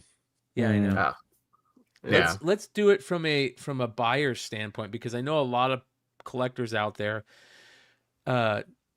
don't like blind bags. They think there's a lot of people in the chat that are like, this is why you shouldn't deal with blind bags and yada yada yada. Yeah, fuck blind bags. Why say that? I don't understand what is the hate against the blind bags in this situation. It's not a conventional comic collecting thing, is it? That's what I think. It's more card, isn't it? That's what I'm. Yeah, I think but you're right. It's the way the times are changing, though. It's like, what are you gonna you listen? You have a choice. You either don't buy it, don't participate in it. But the thing is, if you're a fan of the book that comes out of there, of course you're gonna have to participate because you want the stuff that's inside. So it's a catch-22. There's really nothing you can do about it. But if you're gonna hate on it, just don't participate in it. It's gambling. Don't That's buy another it, one. and get out of the way, and that's the end of it. But if you're just gonna go on a 24/7 rant about how blind bags are shitty, it's insensitive nobody to gives Adam. I hope people realize that with me that 50% of that's comedy. About me bitching about the name blind bags every other second. I say get fuck blind bags. He's lying. There's a Whoever came GoFundMe up up with for that it. name owes me prostitutes, rainbows, and $1. I think here's some what of it is people that buy in because they want a certain book and they're trying to get that book and they feel robbed, which is their own fault. It's their own dumb fault, but they want to blame somebody else. I bought 50 blind bags and I opened all 50 and I didn't get the book I wanted. And it's like, well, then you should have waited and just got it on eBay after everybody opened their stuff, because they're going to be there. That's on you. Don't down the blind bags because you made a bad choice. Listen, Kilted, just Wookie, wait this till is the what end of Drama Alert, brother. Wookie, this is what I do. If there's a product I want, let's say if I'm chasing a Lionel Messi signed card, right? I'm not going to sit there and buy 15 grand worth of boxes hoping that I pull the 1 of 1 or the 1 of 5. I'm just going to wait till it goes on eBay and I'm going to go out and bid on it or buy it. Absolutely. Problem solved. I think there's people early on. There was like when the boxes came out and stuff like that. I saw a lot of people that bought it trying to get one thing and then were disappointed because they didn't understand not every lottery ticket scratcher is a winner. It's That's like, why dude, I go back to the beginning. Just wait, be patient. That's why I go back to the beginning of what we were talking about with the blind bags, that I feel that if this is something you're thinking about doing, be very smart about how you handle this, because one, you throw another fucking, stinky nugget on the pile, it's just going to kill the blind bag even faster. Two, you have the opportunity to make either a lot of money or a lot of brand recognition with a good blind bag. Look at what Mark did. And if you make them fun and exciting, it will energize the hobby. If you don't, it will throw a negative on the hobby. And here's the thing, perfect example. I don't care about the initial problems that Mark, the Monster and the Wolf blind bags had that we were worried about. Yeah, it sucks, and I wish they didn't happen. But it was, for the most part, for the huge majority of Monster and the Wolf blind bags from Mark Spears, has been nothing but exciting and fun. People have so much fun opening those bags, pulling books. They love everything that's in there. They continue to have fun having duplicates. Even look at it in the secondary market. We couldn't believe how those Night of the Living Dead books are all of a sudden selling like crazy. You know, something energized that back issue market on those Night of the Living Dead books, and now they're flying off the secondary market for $35 to $75 a piece raw. Wow, that's crazy, right? Almost a month after the bags have been out and that people have been buying them. So if you make them fun, here's another perfect example: those Vampirella Kickstarter bags that Dynamite did for the anniversary of Vampirella. Everybody that has opened those I've seen on social media or that I've talked to has had fun opening those. Those were good, exciting product. If it's not exciting, it's just it's a waste. It's such a waste. It's unreal. So I think you just have to make sure that the product is good, and that if it's the blind bag is good, you're good to go. So, all right. Speaking of owing royalties,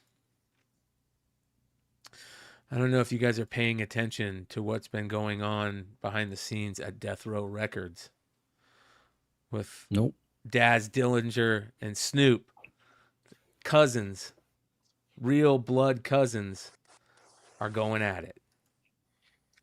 Don't fuck with Snoop, dude. Shit to do but hate on me, huh? In a minute, I'ma fuck you up, cuz. On some real shit. Not physically, but business-wise. Cuz you broke as a motherfucker right now, so I'ma fuck you up in a minute, cuz. Leave me alone. Leave me the fuck alone. You didn't put that on the internet. Leave me alone, cuz. I'ma fuck you up. Leave me alone. I see you ain't got shit to do but hate on me, huh? In a minute. He said, I'm not gonna fuck you up physically. I'm gonna fuck with your money. That's some fucking real shit. Awesome. I don't know if that's awesome or what, dude. That is some real crazy shit. What did he say though? What did Daz say? So here's the problem. Daz Dillinger is owed a bunch of royalties from Death Row Records from over the years that he never got paid. Well, Snoop just basically in the last year and a half now has got he was handed over Death Row Records to him. Right. And he won't give him his royalties, so Daz is pissed. So he's airing everything out on social media. So, and Snoop's in his twilight, man. He can't have any negative press out there. That's why you don't see Snoop acting like gangster Snoop very often. Dude, I can't even imagine financially trying to go against Snoop. Like that guy's got so much clout and backing, and he'd just crush you. You know what I mean? Like you don't stand a chance. He will just crush you. I mean, especially since Trump will back him too, right? We need to get our music guys, Official Music Pub, Vinny. We need our music guys to break it down. I got a funny story about that real quick. So, for those of you guys that don't know, our boy Vinny is a big exec in the music world. He's the one of the presidents over at James. Your Empire, background, yeah, over at Empire Records, and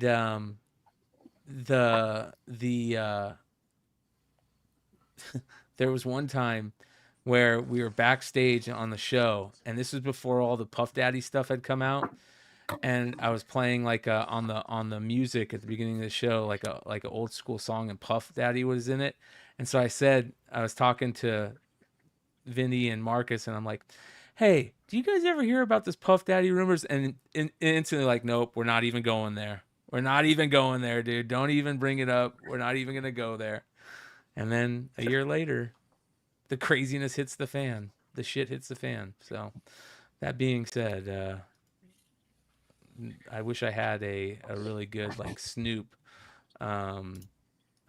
drop back into the base of Modern Comic Mayhem, but you know how it works. Can you hear me out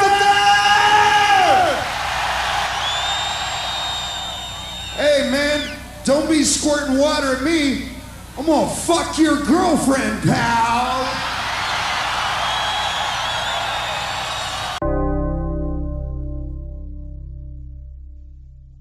All right. James from Hive shows up right at the end. I know. What the hell? What are you up to, How brother? dare you guys have drama without me? Okay. What drama do you have? Hmm.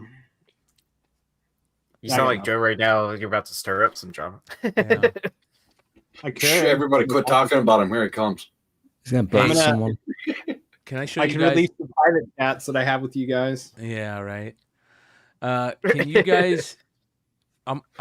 I want one of these bad. So if anybody can get me the Disney Tobacco Shop matchbook from back in the 50s. Did you know they used to have a tobacco shop to buy cigarettes at Disney, and they Really? made matchbooks? And look how badass they are. Yeah, you could buy pipe tobacco and cigars, and it was a very high elite. Oh, dude, I can't wait for the first dispensary in the Disney park. You think that's gonna happen? Yeah, right. Never happened. If it hasn't happened in California already, then it's not gonna happen. Yeah. Oh boy. Good luck. Smoke 'em, you got 'em. Oh boy. Brian, did you say you want a pack of those matches? Yeah. Yeah, you got them. No, I was gonna say, I just look on eBay. They're really not that expensive. They're not, dude. How much are they? It probably costs more to ship them Make, than it does make to sure actually that buy them. make sure they're vintage though. Yeah, make sure they're not. It's not the same if they're replicas. Well, people collect matches. I used to, whenever I would get like collections and buy stuff from estate sales, and I would get matchbook collections a lot. So. Oh, really? Yeah. Like old matchbooks are actually worth money? Because like, oh yeah. Like my parents, like they don't smoke, but they have like a giant tub of like of matchbooks from like the 80s, because that was like everyone's business card back in the day too. Mhm. Yep. Yeah. People like the old the ones from the old casinos and shit. Like Oh, the shit. like guys that collect like the old poker chips from old casinos. There's a whole bunch of people that collect the old I think I have like old ashtrays from like and matches for casinos. and, yeah, and stuff like that. I want an Yeah, I ashtray was at from a- McDonald's too. I was at an estate sale, and this guy used to work at the Playboy Club in New York. nice. Mhm. And he had ashtrays, shot glasses, stirrers, napkins, all vintage. And I grabbed all of it. I was just like, this is so fucking cool. Well, even if it's not worth money, like they don't make stuff like that like they used to anymore. Like so, it's Right. like good high quality, just like glassware. If I just thought it anything. was cool because it was original to the club, and it was. If you think about it, I remember a time when McDonald's, Burger King actually had their own little brass ashtrays on the center of a table, like these little Yeah. these little dish-shaped ashtrays, and they would have their logos in them, and you were allowed back then because there were no smoking in these establishments back then, and I'm talking 70s, early 80s, and I remember seeing those on the tables, and my brothers, when they were like teenagers, they all had a job, I think, at Burger King, and they had accumulated a bunch of those because they all smoked cigarettes back then. So I know I went in my father's shed and Ooh, I I'm found looking at these brass ashtrays from Burger King, which I thought was pretty interesting. That's sick. Yeah. So my Because- buddy used to own a bike shop back Yeah. back in my hometown, and this was one of his advertisements. Right, it was a Cool. matchbook, Mhm. One more bite, and they're still there. They're still open. And on the inside, it says my number is, and it has a line so you can write your number on the inside of the Right in the little matchbook. matchbook? Yeah, nice. right on the inside lid. Yeah. There's a guy If you're that ever I- in Fort Collins, Colorado, guys, go check out Brave New Wheel. That's a great place. There's That a guy was that I awesome follow advertising.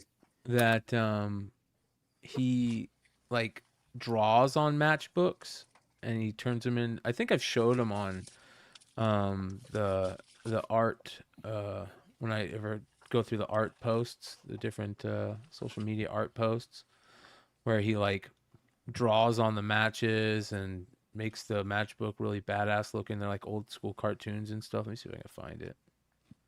Oh man, I missed using a matchbook too, because there's so many cool tricks that you can use to light the cigarette or whatever. Uh-huh. Where Yeah. where you fold it over Yeah. and then you snap it and then it flips up the match and it's lit. I don't know. Yeah, Matchbooks are fun. yeah. Same with Zippos. Zippos were the original fidget spinner. Oh man, I'm really good at some Zippo tricks. I'll have to bring my Zippo next time. Zippos and butterfly knives. Yeah. Yep, Zippos and butterfly knives. Yeah, yeah, the original fidget spinners. All right, let me see here.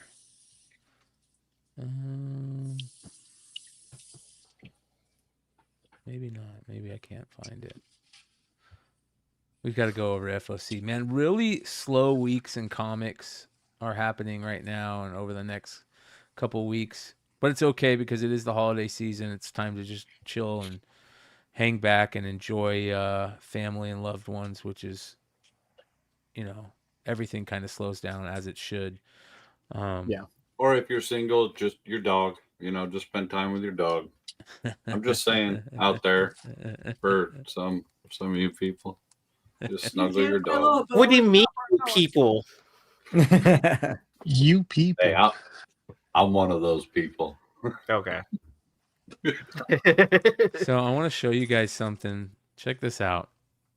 Here's another really cool thing to be on the lookout for.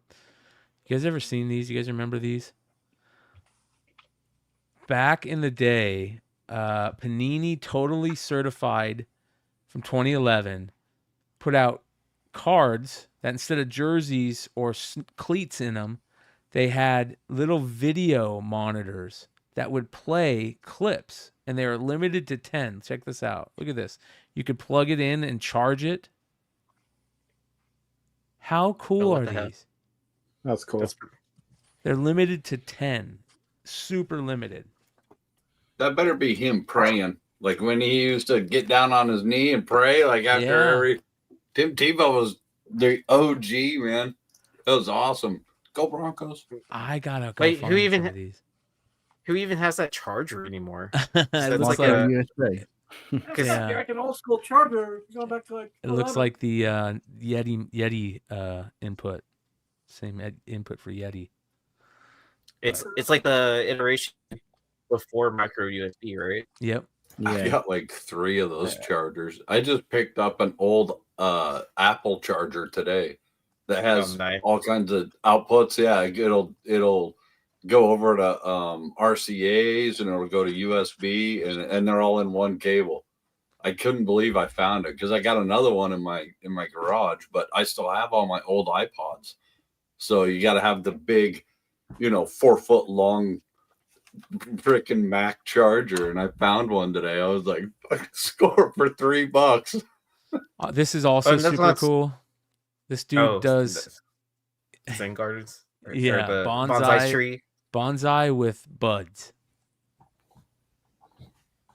So Interesting. yeah, bonsai with cannabis. The Zazie. I don't know. I can't think of a clever name for this. Fucking awesome though, dude. And then here you go, Wookie. I want to get these. I don't know if these fit. Okay, they fit. They're for 1/12 Star Wars figures. Are those the Black Series? Hot Toys. Are those Hot Toys? Black Series. Yeah, they'll fit the Black Series mostly, and some of the old school like OG and like Power of the Force and that stuff. Oh, don't But tell yeah, me that. they deadlock right into the Black Series. Bro, look Isn't how that cool these are. If you can make them What are small they, enough for old school figures, cases or... they're lightsabers, Adam, that light Yeah. up. Oh, wow. Yeah. Yeah, but if you watch the video, there are problems with this, right? I mean, this is a very cool thing. Like you can't turn off the battery.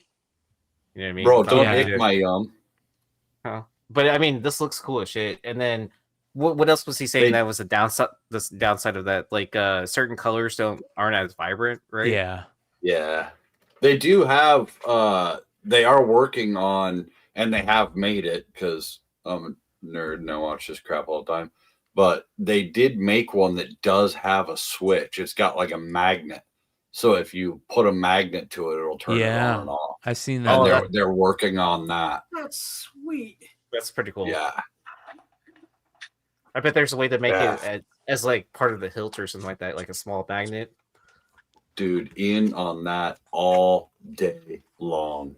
Like why someone's not mass producing that, and you will be rich overnight. All right, this is kind of cool. There you go. I saw this. This is Tim Scully's story on where he talks about his contribution to the history of LSD, and they talk about white lightning. But this got me down a rabbit hole and took me to this. Did you guys hear about this? This Bryan Johnson guy took heroic doses of mushrooms and live streamed it.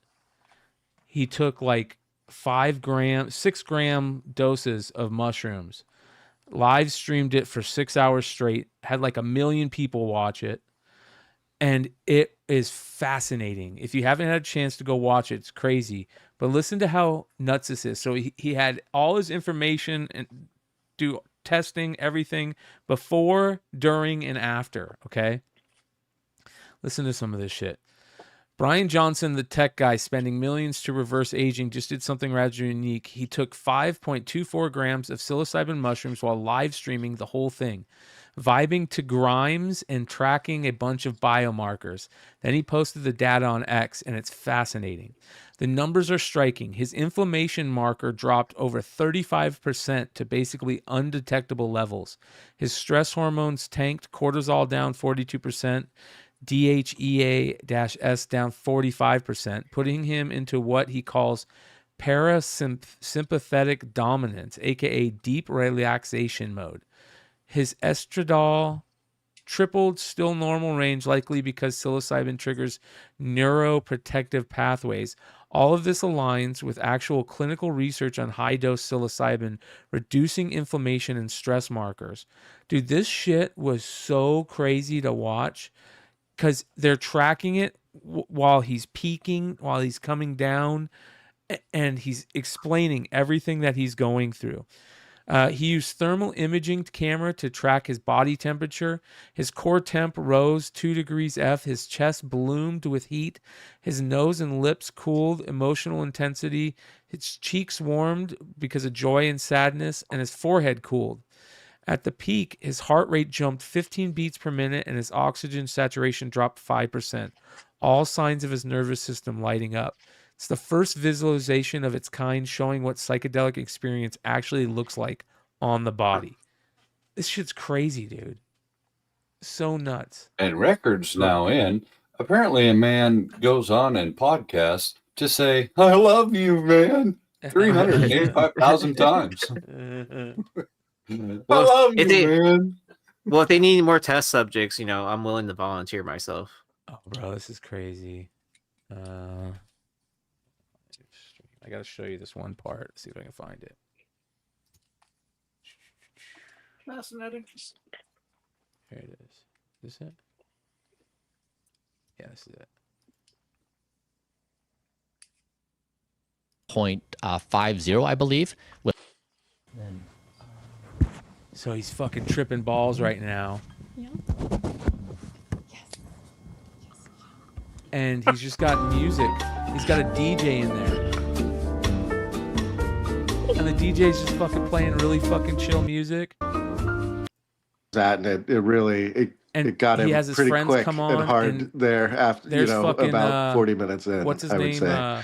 Hamilton Morris. That dude's the Yeah, fucking OG. Genevieve, how did you like? I mean, for all sorts. Oh, we've identified, the guy that and the search is on. So the so guy that's from Vice, what we're- right? Yeah. Yeah. Yeah. See, look at this. That's Grimes, dude. Just fucking DJing. It's Elon Musk's baby mama. This is some of the most chillest music This is. He's about to start just fucking laughing uncontrollably at one point. Legal situation has really hindered us. Like, you guys, we're doing our very best. Isn't this crazy that this is happening? Dude, you gotta get out and go for a walk. I would flip if I was just laying there listening to different fucked up tunes like that. That perception, blinders and crap on, dude. I would flip. You gotta get up. You gotta go. If for you a lived walk, in the year man. 18. Yeah, but when you're doing that amount, though, Yeah, like heroic it gets to a doses is point different. Yeah. Yeah, when you get to a point where you did that much all at once Just, or I've- whatever, your body just like becomes a rock. So like you just have to chill. Like it's Believe like me, I am well aware of the level of mushrooms that man has consumed. I do not have a problem understanding that. You gotta go for a walk. Dude, check him out. But it's also like there's been a lot of more progress in, I guess, in the science, right? That people are. Oh wait, allegedly. Sorry, allegedly. I may or may not know. Cannot confirm. Yeah.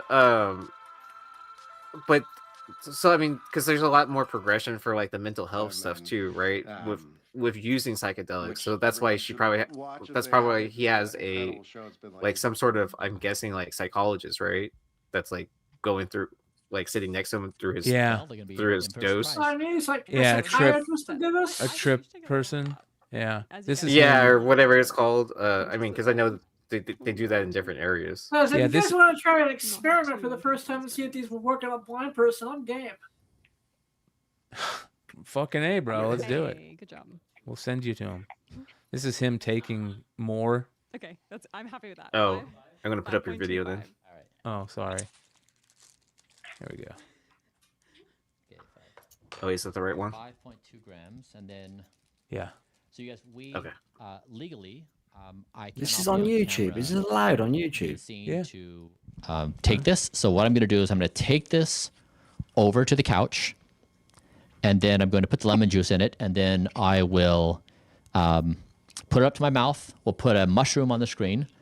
I'll down it, and then we'll take the mushroom off. But that way you'll be able to. There will be 100% assurance that I'm actually taking the dose I'm taking. Sounds Cool. good. Do you want to put the lemon juice in here just because Yeah. it's all set up, and then So here we go. so that we can review them. And if anyone has memes, post them on X. We want to see them. We want to make Bryan laugh throughout this experience. So yeah, throw them in the comments, and we'll answer them. Okay. So you guys, I'm going to hold the glass right here. So again, you see it. We're going to put a mushroom on screen. I'm going to down it. We'll take the mushroom Bro, off. that just makes I'll me wanna put gag lemon right here juice just in watching one more time. Get the remaining guys have ever bits. Do taken it again, mushrooms, you know what I'm and that will be saying. the entire dose. You're getting people saying you're safe Just with us. smelling it makes So, me. Oh, that's very kind. Okay. All right. Are we ready for this? are we going to do the close up or the wide on this? Okay. Okay. Can we get a little closer so we can see around so he's not fully covered? Yeah. Yeah, all the way in if we can. All the way so that. Yeah. Okay. Yeah. You can get closer if you want. So what, they put the mushroom up Okay, yeah, because good. they're not allowed to show him Okay. consuming the You drug? got ready? it. You got it. So Oh no. wait. Can we make it smaller so that we can see around his Is face? it? Yeah. Can we make the mushroom smaller? Can we make the mushroom smaller? About 70% smaller. Yeah, good job. Can we make the mushroom? Put it on his head. Okay. And stand. Ooh, this is a lot. All right. So here's the remaining bit. It's all stirred up. And then you can always lick the spoon. I love it. Yeah. It's like 2 hours later. Okay. Him tripping out. Everyone at home will keep keep Bryan on the screen. You'll still see him. He'll be enjoying music and in trip cam mode. And then Ashley, if you wouldn't mind taking over, and I might come back on. Yeah. Deep into the experience. You want to hang out deep in the experience. You can tell it's starting to hit him. If you know you've ever taken mushrooms, you start getting that yep, and that permanent kind of like, yeah. And you don't want to be anywhere else. Like this is like, it's a lot of effort to be live stream right now, because it's like almost like this resistance, whereas I'm being pulled in.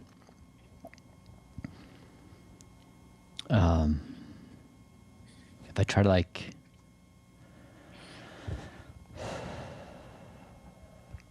You fucking tripping balls, bro. I think this is a good time. Especially when you do that exhale, right? Lay down for a little bit and just enjoy it. He sits And here then and he we'll come plays with check a in with you in a little slinky, bit. and he's just looking at this Thinking about slinky, that. just tripping out. Yeah. He's like, everything's so still. Okay. Have you ever taken Everyone at shrooms home, like we'll that keep- before, though? we'll keep Bryan- With lemon juice and a... No. Yeah, that seems kind of weird to me. But I mean, I guess I get it, because like, what is it? When you take like vitamin C, right, before like a psychedelic trip and stuff like that, it's supposed to help it too. Yeah, it's supposed to. I think that's a bunch of bullshit. I never. Yeah. But yeah, it's supposedly. Must be a lot of vitamin C in pizza then, because you sprinkle that on pizza. I like it on a I like it at those peanut are your butter. two options. I like a peanut butter sandwich. Personally. I love the fact yeah. that Those are we've good. gotten to a point where that is okay, and it's being studied in such a way, and it's showing all the things that has been said about psychedelics for years, and now we're starting to see like actual data on it because we can study it. That was always the biggest problem with the classification of chemicals as like Schedule II narcotics. You couldn't even test them. Like even in a clinical study, you couldn't test them.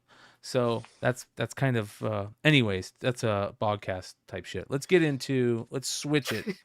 Let's switch it up here. Let's get into F.O.C. Really shitty comics rollout over the last couple weeks. Have you guys? I talked about that earlier, but have you guys noticed that? Yeah. Yep. Where is no F.O.C. over on Lefteros' page? Okay. Well, we're just going to our boy Billy from Economics and Comics.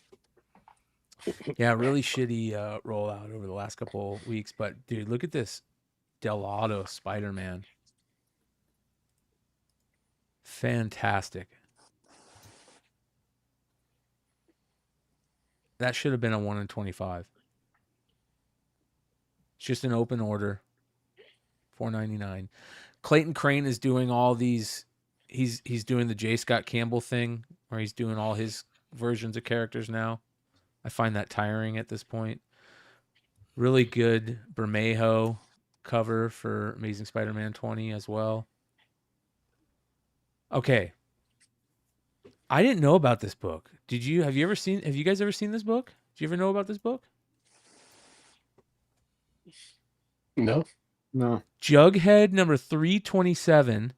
Which one is the real Jughead? A punk version of Jughead, Archie, and Veronica versus the regular one. Punk versus funk.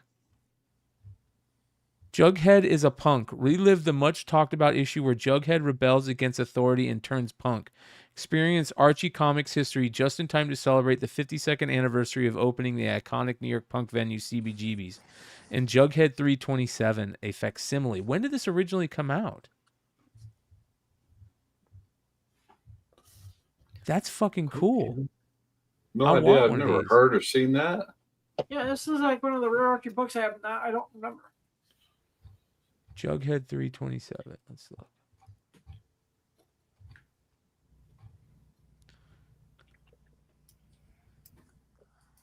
Is he somewhere in the 80s, maybe? 327.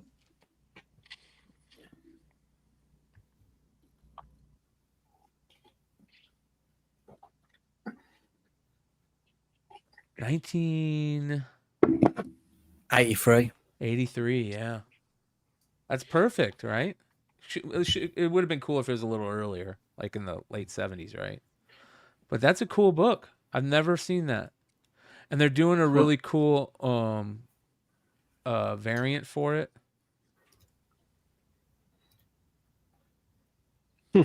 Jughead with a mohawk. I like that. That's cool. Here, if I would have known this was coming out, I would have loved to do a variant for this. You know what I mean? Lavallo Clash. Flops Comics doing a Vincent. fucking Jughead with a mohawk. How cool would that be? The Suspiria artist's doing- name is Clash, right? Goldberg, Vincent. Lavallo Clash. Flops is better off sticking to chicks. I don't know. I think Flops could do anything. I think that there's certain artists that are better off sticking to chicks. I don't think Flops is one of them though. No flops That- can do anything, man. Yeah. Canto cover he did is amazing. Yeah. So that would have been a sweet thing to do. Maybe even like a I mean, there's so many great artists you could do punk covers for, but I would have loved to have. I need to be better at looking at what's coming in the future. Axie Cab one shot. That looks interesting. Check this out. What's this series? Who's this from? Antarctic Press. In a crumbling city where blood runs cheaper than gas, a brooding cabbie with a taxi death machine cruises the streets, deploying his own brand of justice and leaving carnage in his wake. Equal parts grindhouse horror and surrealist noir, Axie Cab launches readers into a nightmarish urban sprawl where every ride might be your last. Created by television That's producer awesome. Philip Nelson, Axie Cab is a bold, bloody debut that dares to go off meter. It's pretty crazy cover, but this one, I like this one too. Kind of interesting. Keep an eye on that. This Be Not Afraid is interesting. They always have good That Be Not covers. Afraid's had some really, really good covers since Agreed. it first started. Totally agreed. Another great Boom book. Yeah. Has anyone read that at all, or? No, but I got. I know it's a Yeah. zombie type thing, but I wonder how good it is. It's a good Mercado cover. There's a really good Mercado cover this week. There's another one of these Clayton Crane Black Panthers, Clayton Crane books. That looks terrible to me. I don't like Clayton Crane's new art painting style because everything he does looks unfinished to me now.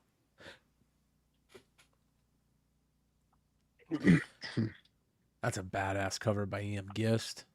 Holy cow, look at that. That's sick.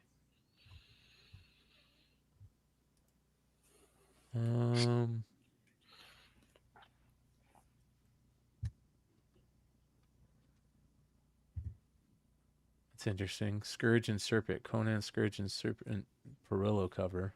It's weird. Okay. Crownsville. Has anybody read this? This Crownsville book? Rodney Barnes? Nope. There's a Jason Sean Alexander cover, and then there's this cover by Elia Bonetti. And it's something about this just really, maybe it's just the skull. And I'm like, oh, it's a cool skull cover. But I like the trade dress too. What is this about?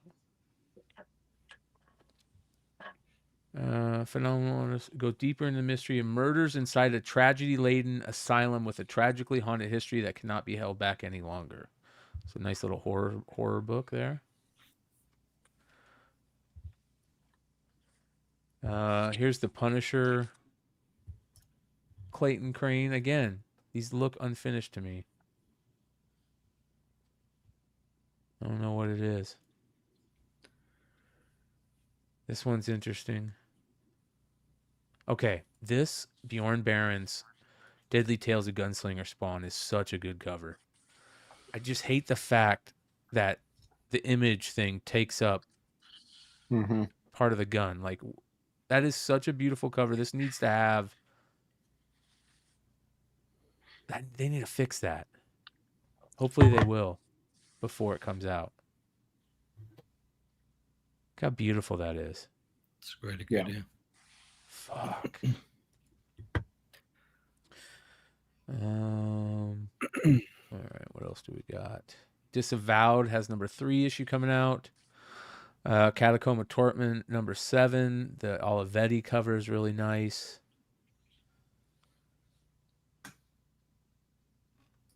Cruel Universe, Huddleston. That's an interesting cover. All right, this cover is terrible by Scotty Young. This is that Malice character, and I don't even know what to say about this. It says final cover may vary. Hopefully it does. Because I don't think that's a good... Why don't you like it? I kind of like it. Really? Yeah. It's not that normal whole... I don't know. I kind of dig it. I bet you that's going to be a connecting cover. Where the other half is like the regular Sue Storm. Or a wraparound or something? No, I bet you it's going to be connected. Because remember he did that Peter Parker and Spider-Man connecting cover? Oh, yeah. One side was Peter and the other side was Spider-Man. So this is looks like... This feels too short and squatty for me. That's what it is. It feels like she's too short and squatty. Fathead sesh mode. Like a baby characteristic. So, or character. Sure. Yeah, I'm not a fan of that one. Do you think he's just shooting it in now at this point? Then? No, I don't think so. I just think that was a miss. There's some really bad covers out this week, especially for G.I. Joe. There's a good one. Like, here's another example. This G.I. Joe should have been above his head. We should be seeing all of Destro's head. Or behind it, in like see-through lettering. Yep, behind it. I agree 100%. So That's a they dope messed cover up too. that cover, which is awesome. But look at this, you guys. Tell me this Geiger was isn't cool too. Howie Long. That looks like fucking Howie Long right there, dude. Ben I like that one, though. Yeah, Ben Oliver's a He's badass. good. All right, so it's hard to mess up a cover. Is it Road Pig? I think is his name. What is his name? What's that guy's name? Look at this cover. Hold on here. This cover is so bad. It's unreal.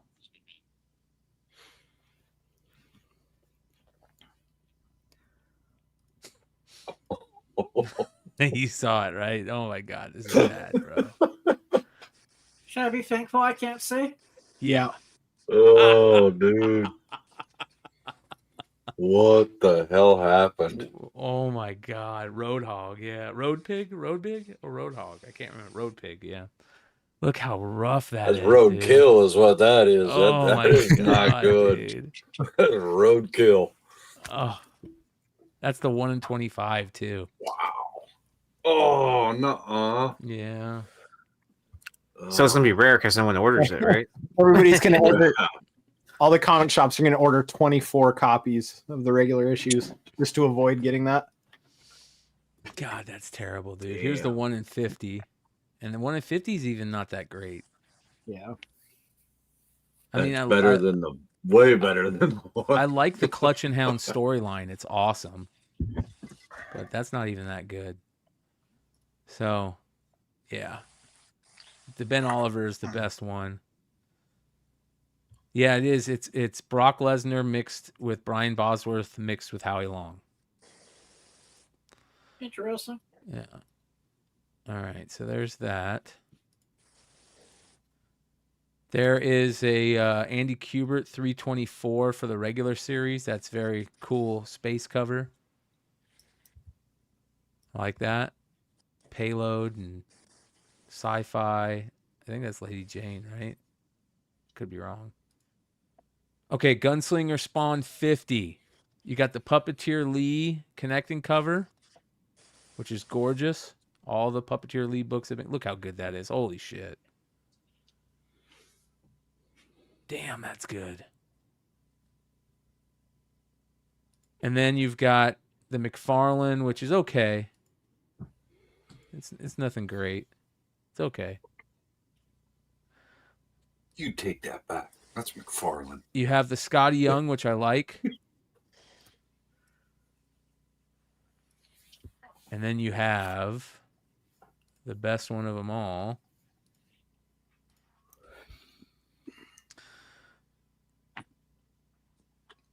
The 1 in 50. This book is going to be a fucking beast. Mm-hmm. 1 in 50, Mark Spears. That book is going to... Good. What does that come out at? What does that hit the gate?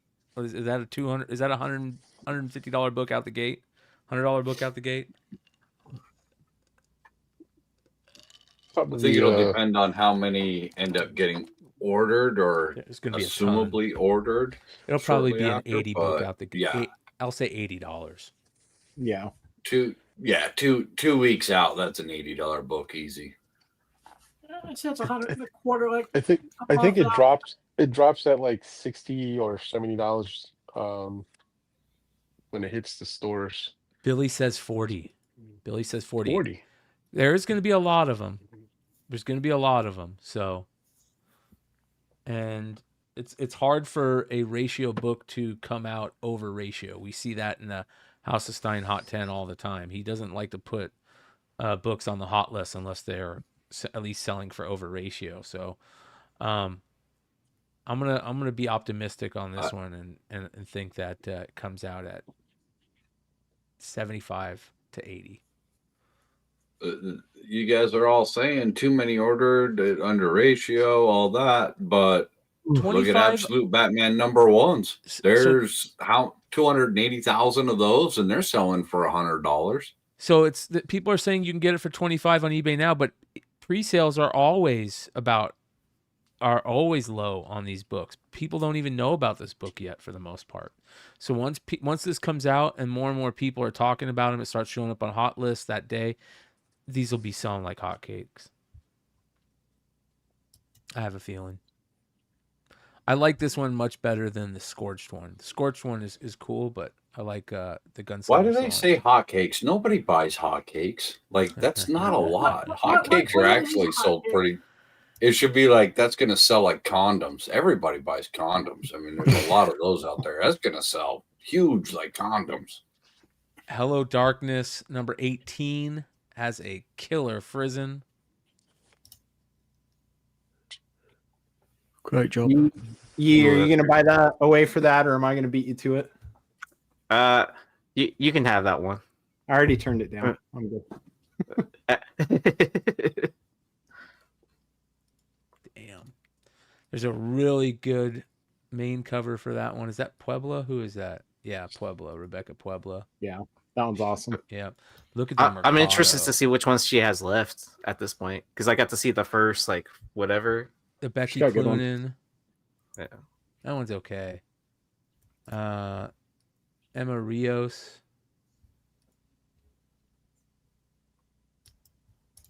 Yeah, I like the Puebla variant on that one. That one's cool. Hulk Smash Everything, Kyle Hotz. Infernal Hulk number Dan Panosian's second print. All right. I saw this and I originally was like, oh, that looks like it could be good. And it does say not final art. But the Clayton Crane, I love Clayton Crane covers on the Uncanny X-Force stuff that he did. And this version of Archangel is my favorite version of Archangel. So it says not final trade dress. Good, because that trade dress is horrible.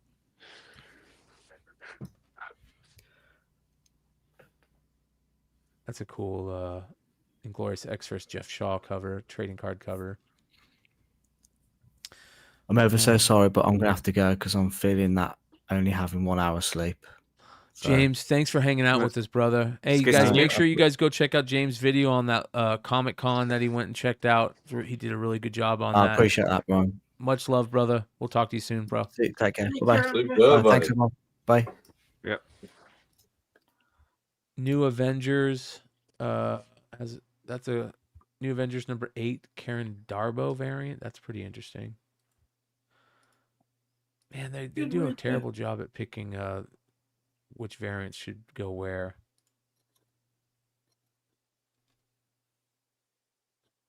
Pecos Bill. What is this about? Is it all like Pecos Bill Guns of Oz? Is it like all IP where the IP public is in public domain characters maybe?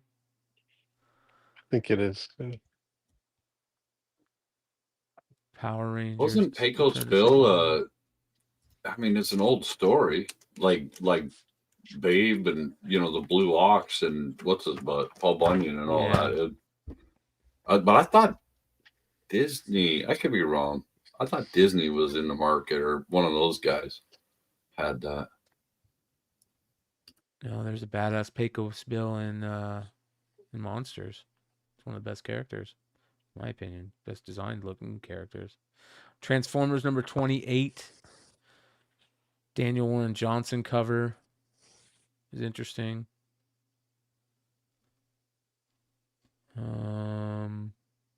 That Clayton Crane is terrible. Look how bad this Clayton Crane Magic cover is. It's not horrible. Yeah.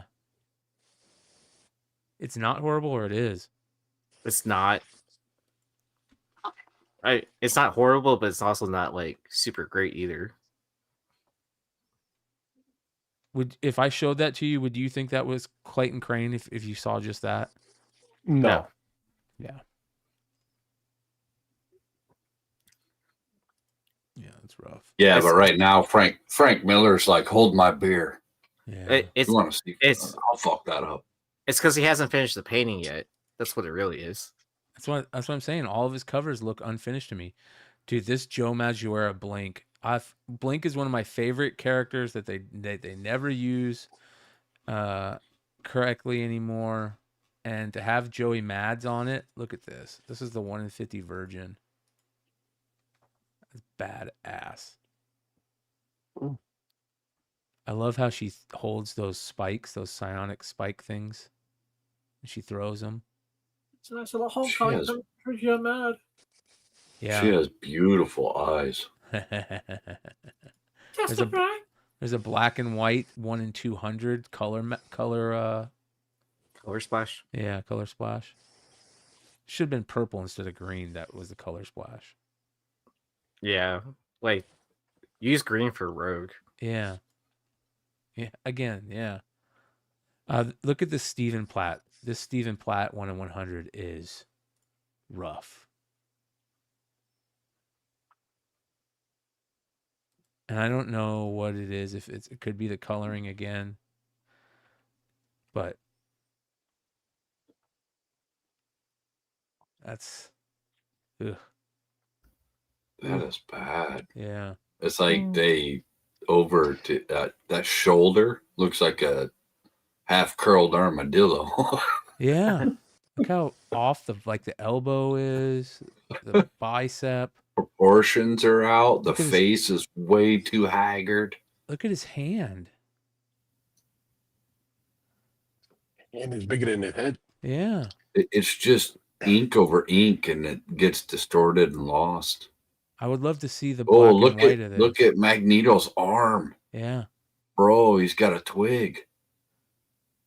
Yeah, that's a rough cover for Stephen Platt, man. Yeah, it is.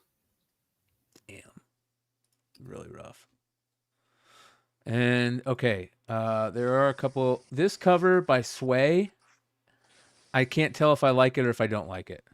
It's another one of those covers where I'm like, I love Sway, I love Mystique, but there's something, I don't know what it is about this cover too. It's the perspective. Yeah. Like that leg. It's that leg is way too huge. It's like almost taller than her. Yeah, it's rough. Is this the foot fetish variant? Yay. There's a couple more I want to show. Variant wise, this is the Dan Mora 1 in 50 for Transformers. Thundercracker. This is the 1 in 25 Ejicure.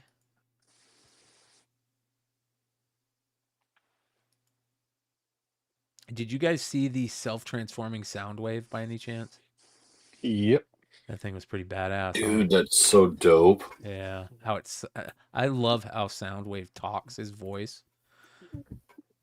A friend of mine tells me that thing is expensive as hell. I mean, I didn't look up the price on it, but if he's saying it's expensive, I'm assuming it's probably a $300 to $400 piece.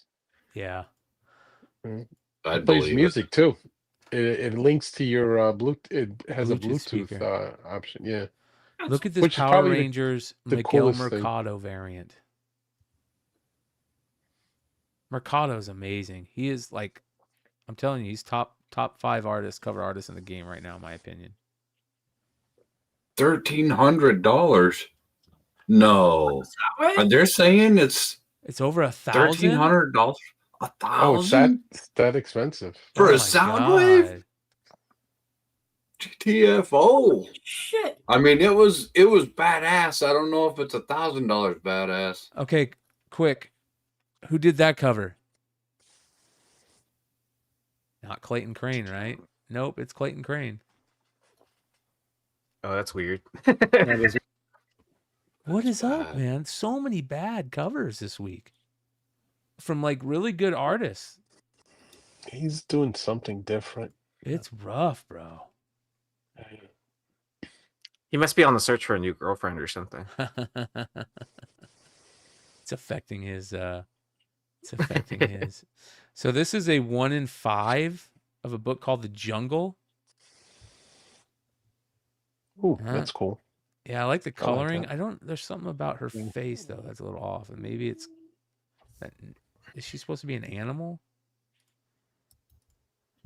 Yeah, I think it's a furry.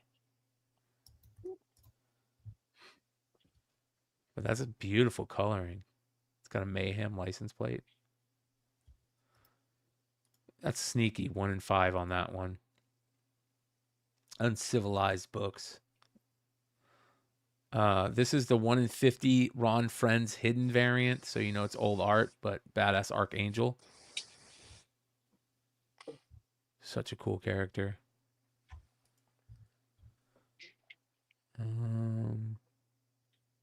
This is the 1 in 25 for that Inglorious X-Force. Again. Ugh. What's up with that? Look how small her head is. Bad covers again. You don't like the 80 shoulder pads? Oh, bro. So here's why there's going to be so many of those Spears 1 in 50s, because everybody's going to be trying to get the 1 in 1000 McFarlane sketch. So this is another one of those books where you can get sketches. Everybody's going to be complaining that they didn't get the McFarlane. This is the 1 in 10 Steve Beach vehicle cover for the Real American Hero 324. That's a cool cover. That's really cool. Steve Beach did a really good job on these vehicle covers. Devilfish with Shipwreck. Shipwreck, and what's that parrot's name? I forget the parrot's name. Polly. Polly? Yeah, parrot's name is Polly. So that's a great cover. That is a good cover. And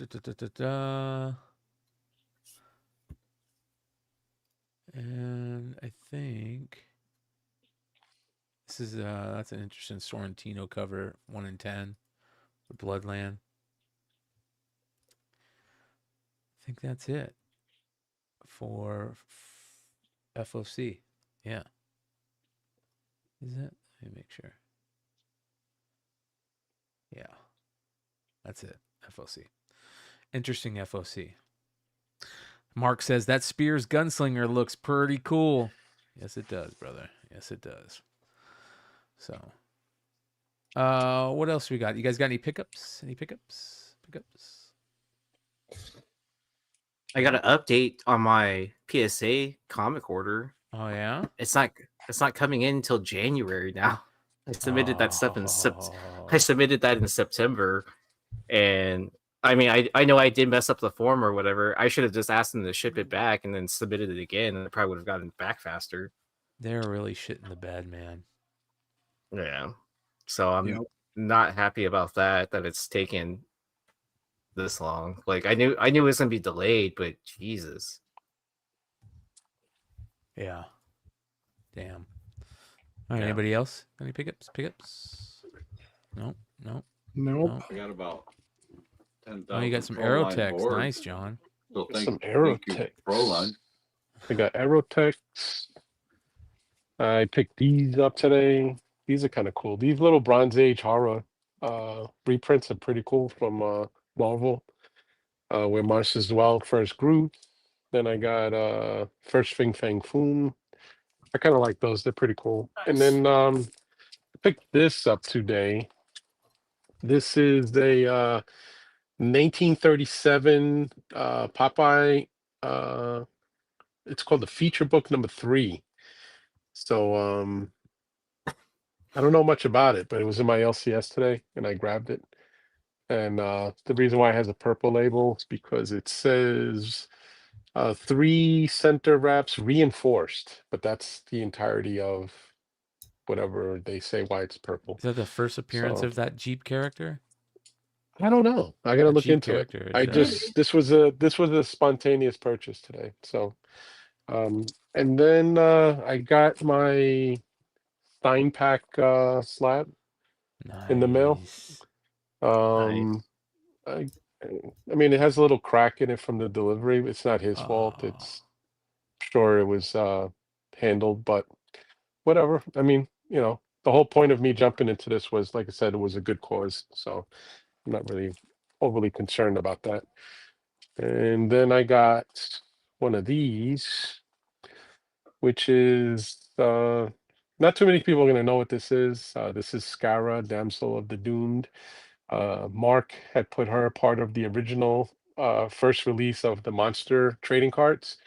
And this is the signed limited to 100 by her. Very, very tough to find these. And then, of course, I think I showed this on my Instagram already. This is the printing plate to one of his covers. He used it on a trading card first. This is a 1-of-1 black printing plate. You guys know I love collecting this stuff. So, but other than that, that's the entirety of my new pickups. Nice. So I have a question about the printing plate. Are you Yeah. gonna collect the rest of the color codes? Because like usually in printing plates they do the black one, and then there's the what is it, the CMYK? Oh wait, K would be black, right? What do you mean, the other 2 versions of it? No, so the way that printing plates work is that so in all printing, like it uses 4 colors. It uses the cyan, yellow, magenta, and blue. Magenta and blue, yeah. Yeah, so they will probably also have 1-of-1s of those colors on the printing So plate. am I gonna track them down, you mean, like to make the Yeah. rainbow? Yeah. No. No. First of all, these are stupid hard to track down because there are people that haven't even opened their boxes from back in 2023. You know, I'd have to rely. I mean, I have sealed boxes of all of this stuff. I'm not going to crack my boxes looking for printing plates.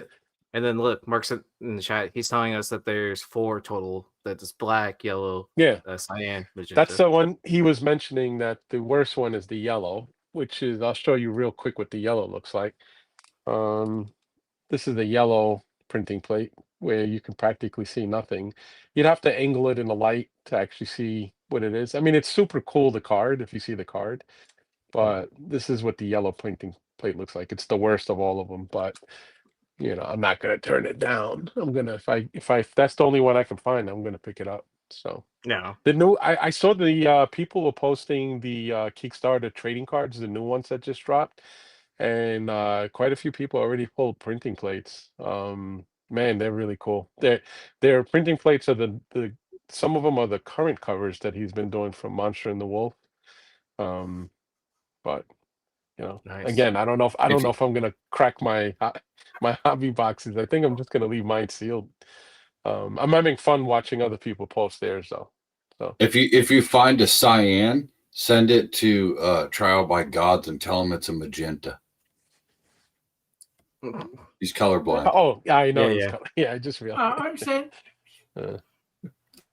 In fact, this is one of the from this particular set, right? This is the hobby box that's still sealed. One of the rarer versions of his hobby box. But I'm not cracking this for anything. I mean, I'm gonna leave it sealed. I don't open it. You know, open it. Open it. I know, right? What's the fun if you don't know what's in it? You need to get one of those protective box cases for it, like they do for Pokemon cards. I'm going to do last man standing. I'm going to be the last person with a sealed box, just like this stuff. Pokemon. You mentioned Pokemon. I don't know. Somebody told me to pick this up and leave it sealed, so I got a bunch of sealed. these. Hell yeah. Yeah. Leave that shit sealed, brother. So. That's the way to go on that stuff. Sell it 10 years from now. Yep. 10 years. And everybody's looking for them. Oh. All right, you could probably cut it down in half, and people would still buy it. You know what I'm going to do? I'm going to start buying, what's the name? Jenny Frison original cover art. I'm going to fuck with you and my art. I'm going to fuck with you and James. Hey, James and I already have that on lock, so you know. Welcome to the club. We can mess with her and start sending her bidding war numbers. That's not good for anybody. I know. I wouldn't do that. But except for Jenny, that would be great for Jenny. But so I want to give a big shout out to. Let me see if I can share this copy. I don't know. This might be too big of a. Go to this thing and vote. See if you guys can click on that and go vote at that site for adaptation of the year. And I think Pin-Up-Ocalypse is on this. Is it? Where is it? Oh yeah, I saw Savetta promoting that. There's that. So go vote that. That is LGBTQIA plus book of the year. Pin-Up-Ocalypse. There might be other ones in here. Let's see. Is there anything else in here?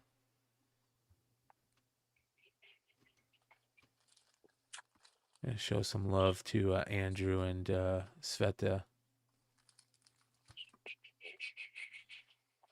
Let's see here. Oh, there we go. That's Dynamite book. Right. Captain Planet and the Planeteers. We'll click that.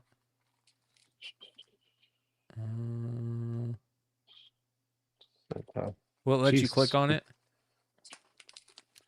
We're so close to Christmas. Will it let you click on that link? Yes, no, maybe.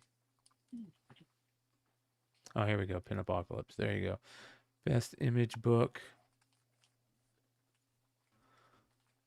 Exquisite Corpses.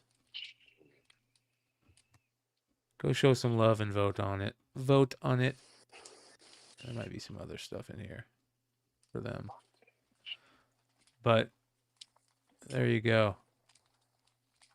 We're going to have our House of Stein cover of the year stuff coming up in the next couple weeks. So be ready for that.